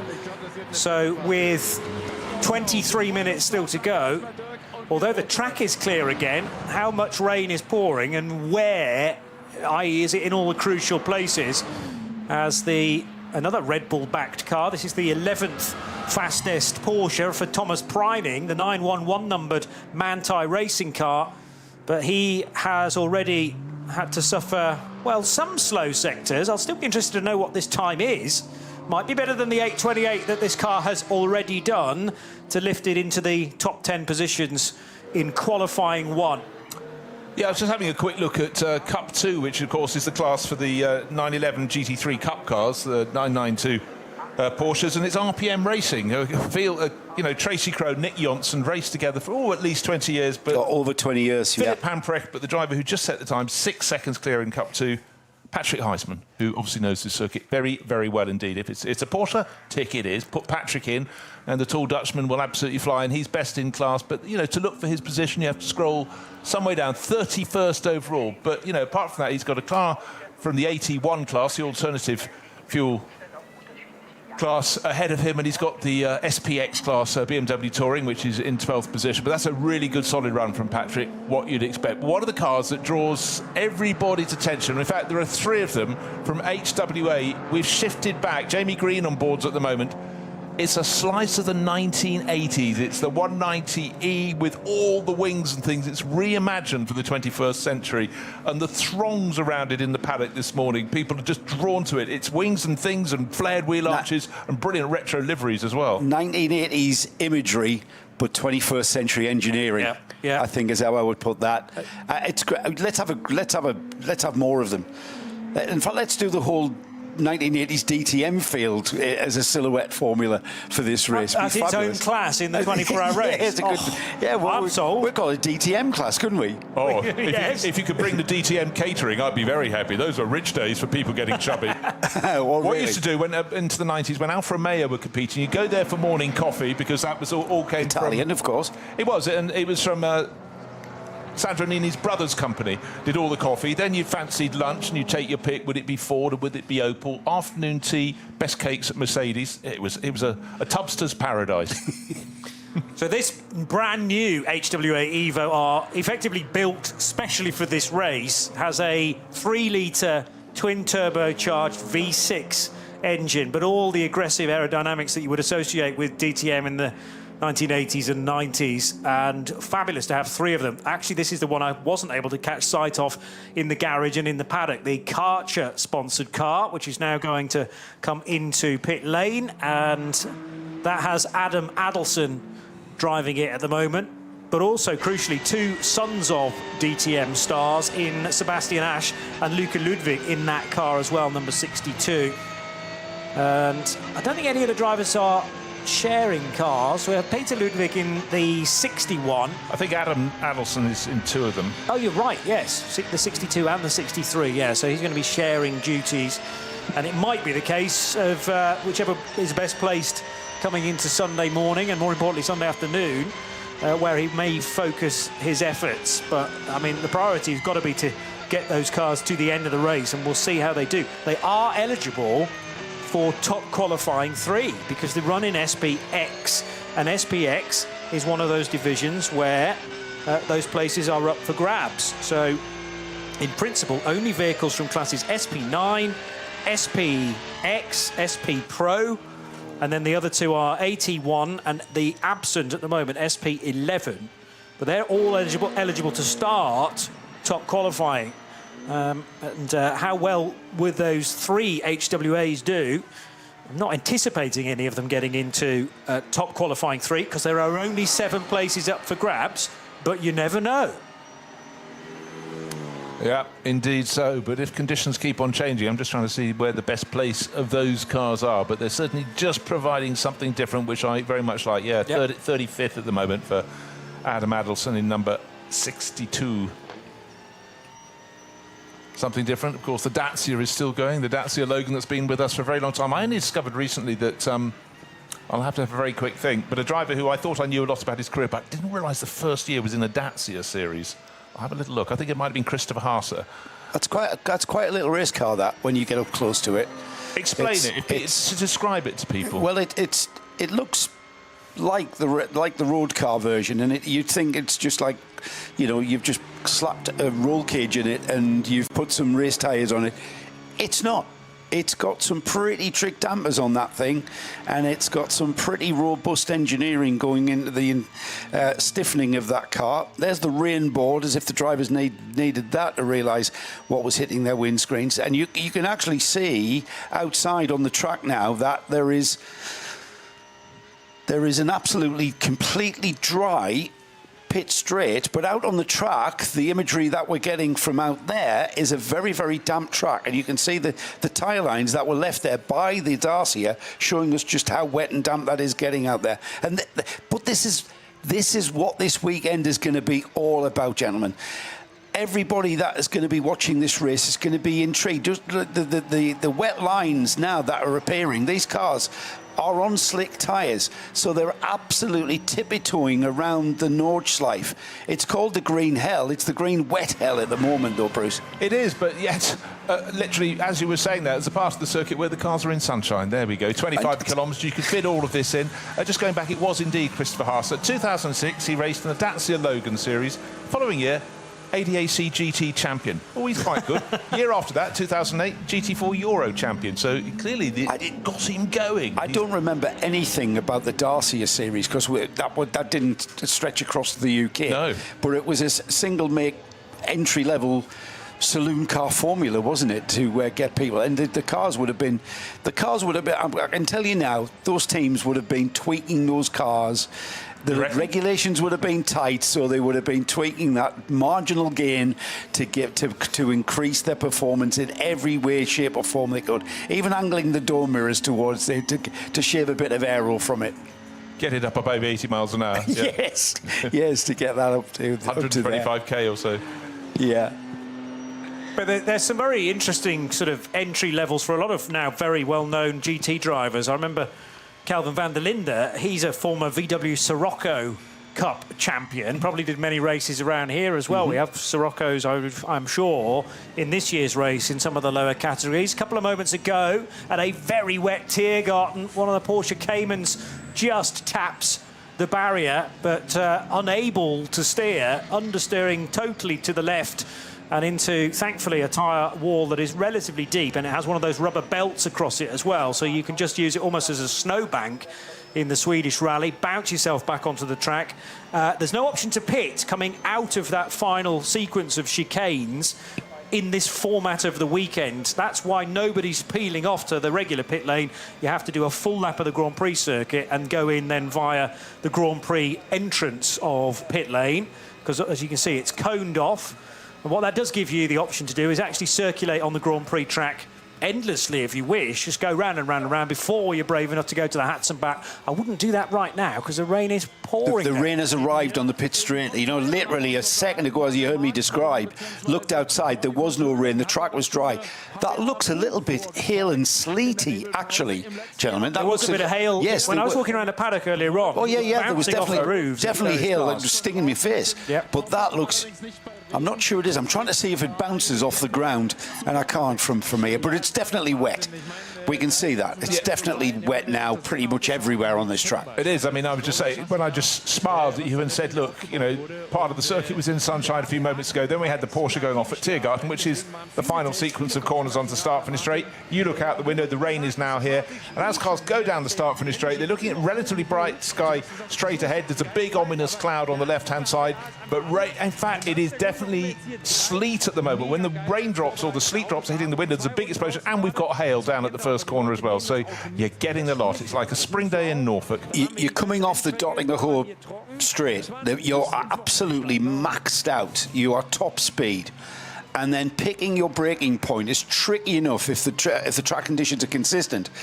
But add in that, sleet and rain, where the driver of that Porsche Cayman would have braked earlier than he expected to have to brake, and even then got caught out. Yeah. I'm glad I'm sat here. I do not want to be in it. You know, usually, I'd love to be out in a race car on that track. No. Especially with the weather we've got this weekend. Yeah, it's just imagine you've done 95, 96% of the lap, maybe almost slightly more, and you slide off even when you've made the extra caution. But, you know, it's moving through. That's the thing. It's not going to stay for long, but what will stay for a while is the track will be greasy, but already parts are back into much brighter weather. Interesting faces. A new face this year at the top level is Patricia Stalizzani, who's racing Conrad Motorsport Lamborghini and... again, stepped up to the Nürburgring Langstrecken series to get experience, but it's nice to see some people pitching in towards the top level of the sport. And for Conrad Motorsport, they've been coming here forever and a day. And she's sharing with Christian Engelhardt and, hugely experienced German racer Pavel Lefterov, a Bulgarian who's been, competing in GT4 upwards for a good decade. And Maximilian Paul, if it's a Lamborghini, he races it, and he's here. But Patricia... she did GT4 about 5-6 years ago, then had a bit of a gap. But GT Tyre, they've always been entering cars in these events for all-female crews. So she came to compete in that. And then she did a bit of...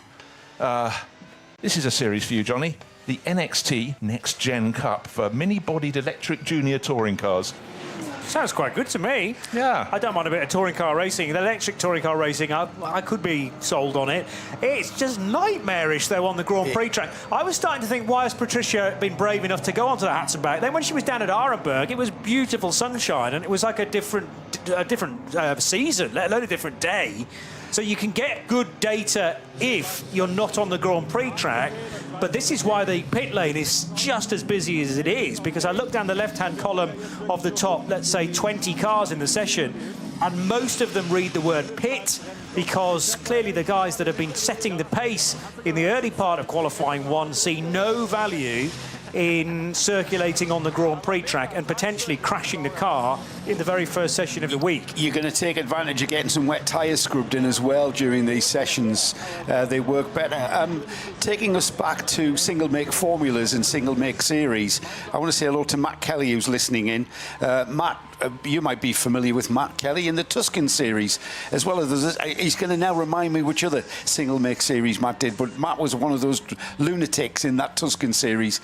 It was a fantastic series. I mean, some tip-top drives, but the cars in their own right, they were hairy, they were scary, and they were blinking fast. Yes, absolutely. Great racing. And hello to our former colleague, Shea Adam, who's watching with Sebastian Bourdais at home and enjoying the coverage of this race. Sebastian hasn't done this race. Has he any fancy to? Shea, tell me. Is he nodding, or is he going, no chance? He's probably just seen the weather over the last 5 minutes. Exactly. That is the clincher. Yeah. I'm busy. He's acclimatised to Florida weather these days. Yeah, well, he was in action only last weekend in the 6 hours of Spa, so could have stayed in this part of the world. It's only 90 minutes down the road. Yeah, that's true. Organise a last-minute drive. Seb, come on. Yeah, we'll have you next year. Yeah, we'll get you a seat. So the 47 Mercedes is chucking up a load of spray now on the Grand Prix track. This is Jesse Krohn, so was in the winning lineup last year for Rover Racing BMW, but moves across to KCMG in their AMG GT3 car, just on an 8:31.958. Actually, that might have been a little while ago, depending on how good the conditions are on the Nordschleife. And cars such as that, driven by Patricia Stalazzana, finding that out right now. And she's in the Conrad car, so I can tell you that she's just on the rather short Sector 6. The track in this configuration is split into 9 different sectors, but some of them are very short, i.e. Sector 4, that in dry conditions might be as short as 10 or 11 seconds. And then we have the mighty Sector 7, which is sometimes 2.5 minutes. Right now it's north of 3 minutes. So I've never quite got to grips with how it's been decided to split it up in the way that it is, because they're nothing at all, they're not even sectors, but nevertheless useful for the different types of sector, I suppose, because the long one is known for its gradient change and its twisty nature as well. And if a car can be quick through there, then sometimes that you might be looking at a podium finisher if it can be very, very strong through the mighty Sector 7. On the other hand, don't forget about the Dottinger Hohe, where straight line speed is so important. What is extraordinary, we've had 160 cars go out and at least do the in and out loop. 156 have set a time, but at the moment we've only got about 15 of them out on the track, and those are coming in to put on wet weather tyres. We've still got we've only got 8 minutes remaining, so I guess a lot of them would be coming in and go, that's this session. But there we were saying track time is everything. But when you get this in, and you just haven't got a chance to really go out and do what, 1 lap on wet tyres? Well, you're looking at the sky as well, Bruce, and those black, literally dark black clouds looking very ominous out there on the track. The ponchos are out, the plastic raincoats are coming out. There's people sheltering and having the odd beer or two, no doubt. That's a constant, really, isn't it? It's still flowing, yeah. Night or day, rain or shine, the beer will flow at this place. But one of the things I remember my first visit here, I did a walk around through Hats and Back, and I thought those are impressive. If you think you're good at camping, these people beat you. Time and time again, but and over the course of the weekend I went on a second walk. I thought that fort's got a lot bigger, and it was being built out of beer barrels. As they got through them, it was another level. Then they built a balcony, and it was just the works. But when you look at the enterprise that goes into the vehicles, we were having a laugh a couple of years ago, weren't we? Flatbed truck, dry ice machine, a hot tub down below it, and overlooking the track at the Hats and Back, sitting with a beer in a hot tub. You can have other drinks, but it's not a bad place to be. The cameras on the live stream will show the structures that the fans will build out there. And when the weather's as inclement as it is for this weekend, it's genius. It's genius architecture as well. I remember, Johnny, can you remember the year we were out at the carousel? We were for the historics, and we were out there in the middle of the carousel hairpin, and it absolutely lashed down. And there was me, you, Trustwell, Jim Roller, and we were beckoned into one of these awnings. However, once we got inside the awning went off to like 100 metres down. It was conjoined with other people's awnings, and it was all just one big. It was like, imagine going into a Las Vegas casino and that being connected by a corridor to the next casino and the next casino. It was phenomenal. It was the TARDIS, basically, incredible. Wasn't it? A labyrinth of awnings and lots of beer. And we stayed there a while, if I remember. All week, yes. I think. Yeah. If you stayed there any longer, they'd have popped an apple in your mouth, put you on a spit, and put you on the barbecue, wouldn't they? On the rotisserie. I trying to say something, mate. I've been doing a salad option for a long time. I know, you're looking remarkably trim. I've got another vote for the 1980s DTM class. That comes from Chris Lazenby, who was at home watching, not at the event. He's the one of the series photographers, the 24H series, you remember. So we get another vote there. So we need to take this to the organiser with a petition. How many names do we need in a petition to get things actually happening? 3. That'll do. That'll do. More. We've got 4 then. Oh, we've won. Speaking of 3, the number 3 Mercedes is back on the racetrack. This is Lucas Auer now then for the 3rd fastest car so far. And Lucas Auer is the game plan here to get his 2 laps in. Well, he may only manage 1 now with 5 minutes left on the clock. But clearly they're brave enough to just test the water, I suppose. Cometh the man, cometh the hour. I'm not going to say that. Just too awful. You just did. Got away with it. But it's the only car of the fastest 16 so far to be out on the track currently. The next fastest is Jesse Krohn, who I've already talked about, in 17th fastest for KCMG in another AMG GT3. And also circulating just on the Grand Prix track is the Porsche 911 GT3 car from Gorian RT. That's a car collection prepared Porsche. They have a long-standing partnership with Audi, but do occasionally run Porsche 911s as well.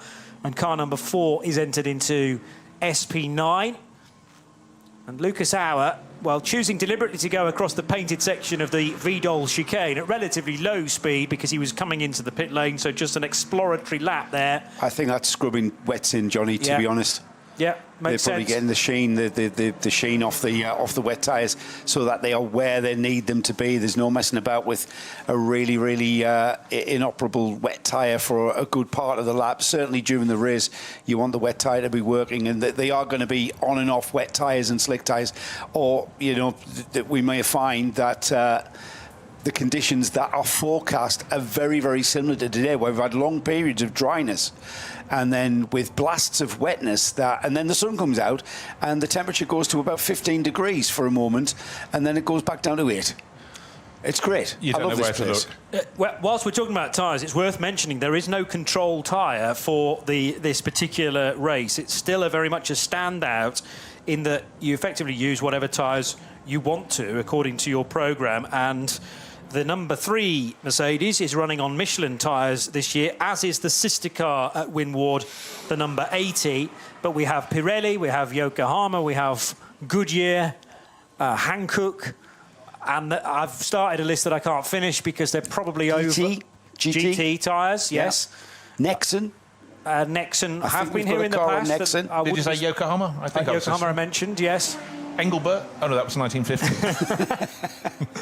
Hoosier would be good, but I don't think there are any Hoosier tyres here this weekend. I've got a list of tyre manufacturers that are here, so I'll dig that out for tonight's session.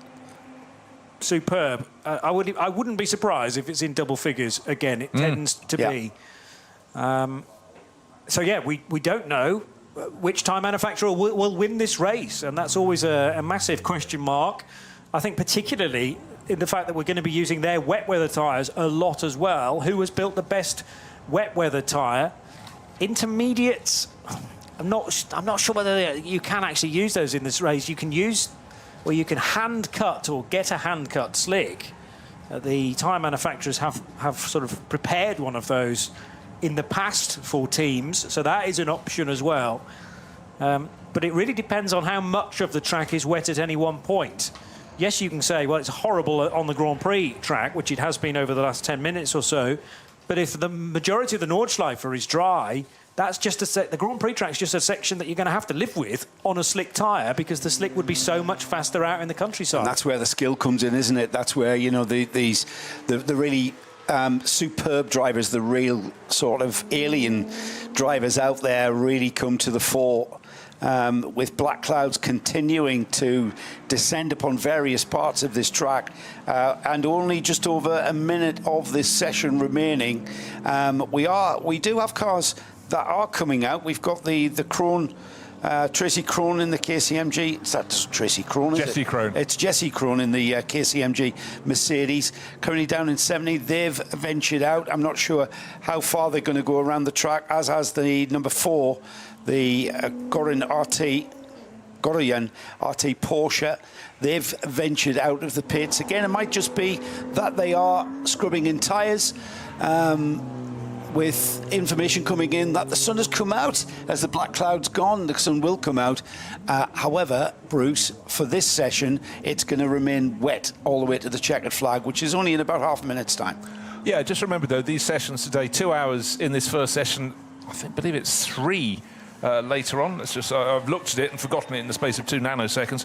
But for the drivers not in those top classes, these are their qualifying sessions that will confirm their position on the grid. So plenty to fight for, but obviously at the moment they're not going to be able to improve for the remaining, what have we got there? Oh, well, 12 seconds. Of course, some cars might be taking another 10 minutes beyond that to complete a lap, but most people not. The second qualifying session, 3.5 hours. So don't worry, if you've got 4 drivers to get through, you have time to get out. But of course, by then, 8 o'clock this evening, it will be going towards darkness. Not got there yet, but most of the running is going to be in the night time. And so all the classes under the top 4 classes are doing their qualifying. But for the others, for the SP9 class cars, SPX, SP10, which is effectively GT4, this is their sighter. They've got another 3.5 hours starting at 8 o'clock this evening to go and get more track experience. But there's a little stop-start there, but it was a taster, I think, Joe, of what is surely going to come and repeat itself and go in different formations. We're talking weather. And I've just checked, Bruce, it's just after 9 o'clock for sundown. However, if the cloud cover is thick, that's going to be dark pretty much sooner than that. Maybe 8:30 we're going to see darkness, and certainly headlights will be fully on. Lighting checks, of course, to take place whenever we've got any dark running. That's quite a vital part of running in these nighttime practice sessions. You need the lights to work in different ways here at the Nordschleife. Because of the undulations, you need... we've got light bars that the teams attach to the cars. Certainly in the lower classes, that will be angled at different angles. For looking down the track for when you come over those brows, you can see. And we talked about the concentration level needed to do this race. The concentration level is even heightened to an even further extent when darkness descends and you are just dealing with lights, and it's red lights coming at you at a different rate, denoting the car being slower than you, and lights from behind, well, they just look the same. They're just glaring in your mirrors. You can't differentiate who's who, and it just becomes an upset. And that's why I like sitting here. Yeah. That is why I like sitting here for this race. The level of concentration in dry conditions is one thing. Yeah. But in mixed conditions, I honestly, you have to take your hat off them. I mean, my night vision isn't what it was, that's for sure. But that's why the best want to come and prove their mettle here. By the way, Fabian Schiller then, quickest in qualifying one with the 8:14.957. We just caught sight of the other cars that finished in the top 10. But the useful thing, if you are eligible for top qualifying, is that you get a flashing light. All the top qualifying 2 cars are eligible to be started with a blue flashing positional light. This is the Lumirank number that is situated in the windscreen. As you look at the car, look at the nose of the car, in the top left-hand corner is the Lumirank number, and that is allowed to flash blue if you are one of the quickest cars. That's a great warning for those cars that are a little slower in the midfield. A quick car's about to come through. So Fabian Schiller, quickest, as I mentioned, from the Rover Racing BMW, car number 1. Then Lucas Auer, that was a Max Verstappen time, the 8:18.539 to finish 3rd in the session, ahead of the sister BMW from Rover Racing, number 99. Then Mantai's Grello car for Thomas Preining, who got it up to 5th position with an 8:21.7. Ahead of Marco Mappelli's Red Bull Team Apt Lamborghini Huracan. Schubert Motorsports BMW for latterly Marco Wittmann, number 77, was 7th fastest. Ahead of David Schumacher's HRT Ford Racing Ford Mustang, number 64. Then we had the Shearer Sport PHX Audi R8 LMS for Ben Green. Most recently, number 16, was 9th fastest, ahead of Nico Menzel's Dunlop Motorsport Porsche 911 car number 17. And in the graphics, we are whipping through, well, already down to 60 cars, but some of the class leaders within the qualifying 1 section. SPX was headed by BMW M Motorsport and Conor De Filippi's number 81 car. Cup 2, quickest there was the RPM Racing car for Patrick Houseman in the treble 7. SP Pro was headed by Mantai's 992 car. That's the sort of inverted Grello car that is more green than yellow. Cup 3 headed by a WNS Motorsport car. Well, you wouldn't have necessarily got prizes for guessing that because there are a lot in that category, but 962 was quickest. SP10, which is for the SRO GT4 category, that was Hoffer Racing by Bonk Motorsport with their treble 8 car. TCR, the quickest there was the Hyundai Motorsport N car for Manuel Lauch, the 830. SP8T, Dual Motorsports, number 59, Aston Martin, quickest. And in BMW T40i, the exclusively 240i class, that runs on a control tyre, the Adrenaline Motorsport team, Manhattan Wheels, number 195, was quickest there. There'll be bound to be categories and classes that I've missed out on, but of course we will keep you filled in through the course of qualifying 2, which is the next session to happen today, and that is deliberately an evening session to prepare everybody for the rather hazardous conditions at night. So yes, we're going to have the weather, but we also run quite a lot of this race in the hours of darkness, and it's important to have at least one of the qualifying sessions. Ordinarily, we would have free practice during the nighttime session, but there is the option to go even faster than a time you might have set in qualifying 1 in qualifying 2. And that's just about the only evening session that is run. So it's going to be very, very precious for those that are wanting to set their car up, as you say, for headlight focusing and other crucial bits of setup that they want to try and get to grips with in the nighttime hours. It's usually a big jobs list for a nighttime session, Johnny. Back just before 8 o'clock, 5 to 8. Okay. You and I will we'll open things up. We'll see you then.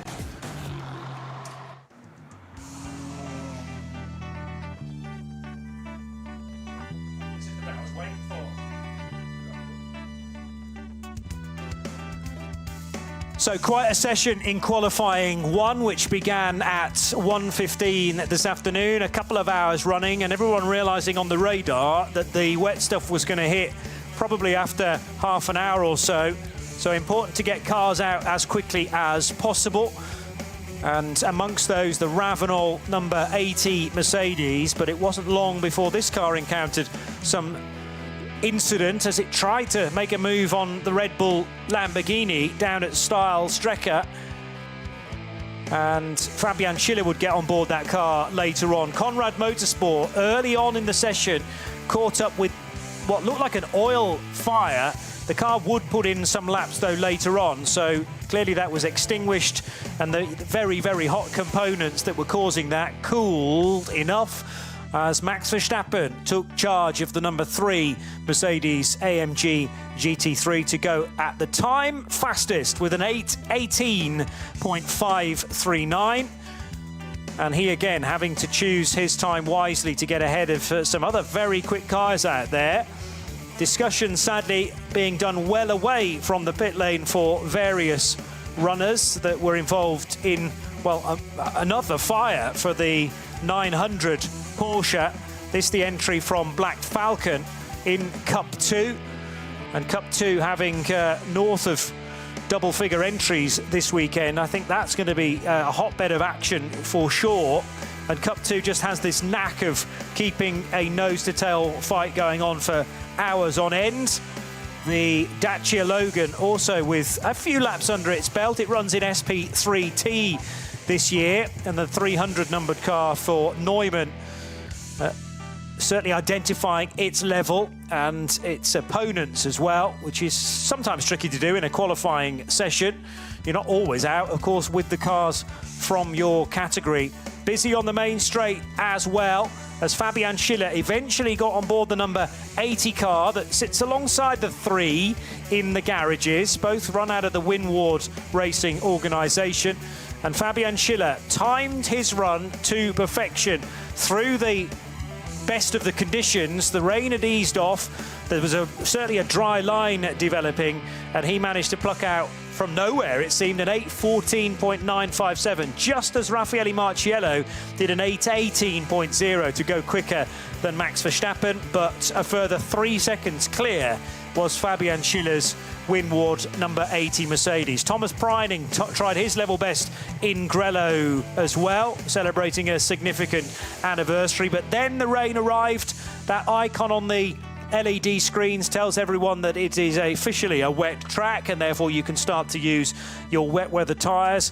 Who has got the best wet rubber here this weekend is the next question, because this is one of the very few races that remain in world motorsport where there is a huge mixture of different tyres. Falcon Tyre is another one that we didn't add to the list, although remember that Porsche outfit have sort of split their allegiances this year. The 44 car crossing the line, and where did that finish? Eventually in qualifying 1, Tim Heinemann taking it to 14th place with an 8:29.3. Little bit wide on the Grand Prix track for Lucas Auer. But to be honest, in the final 15 to 20 minutes of the session, it was all about scrubbing wet weather tyres in the Rover Racing BMW, hoping that they've got a very quick car to defend their title. Raffaele Marciello took that over along with Dries Vanthoor in the 99 car. And they finish second and fourth. We will see you later, though, for qualifying 2.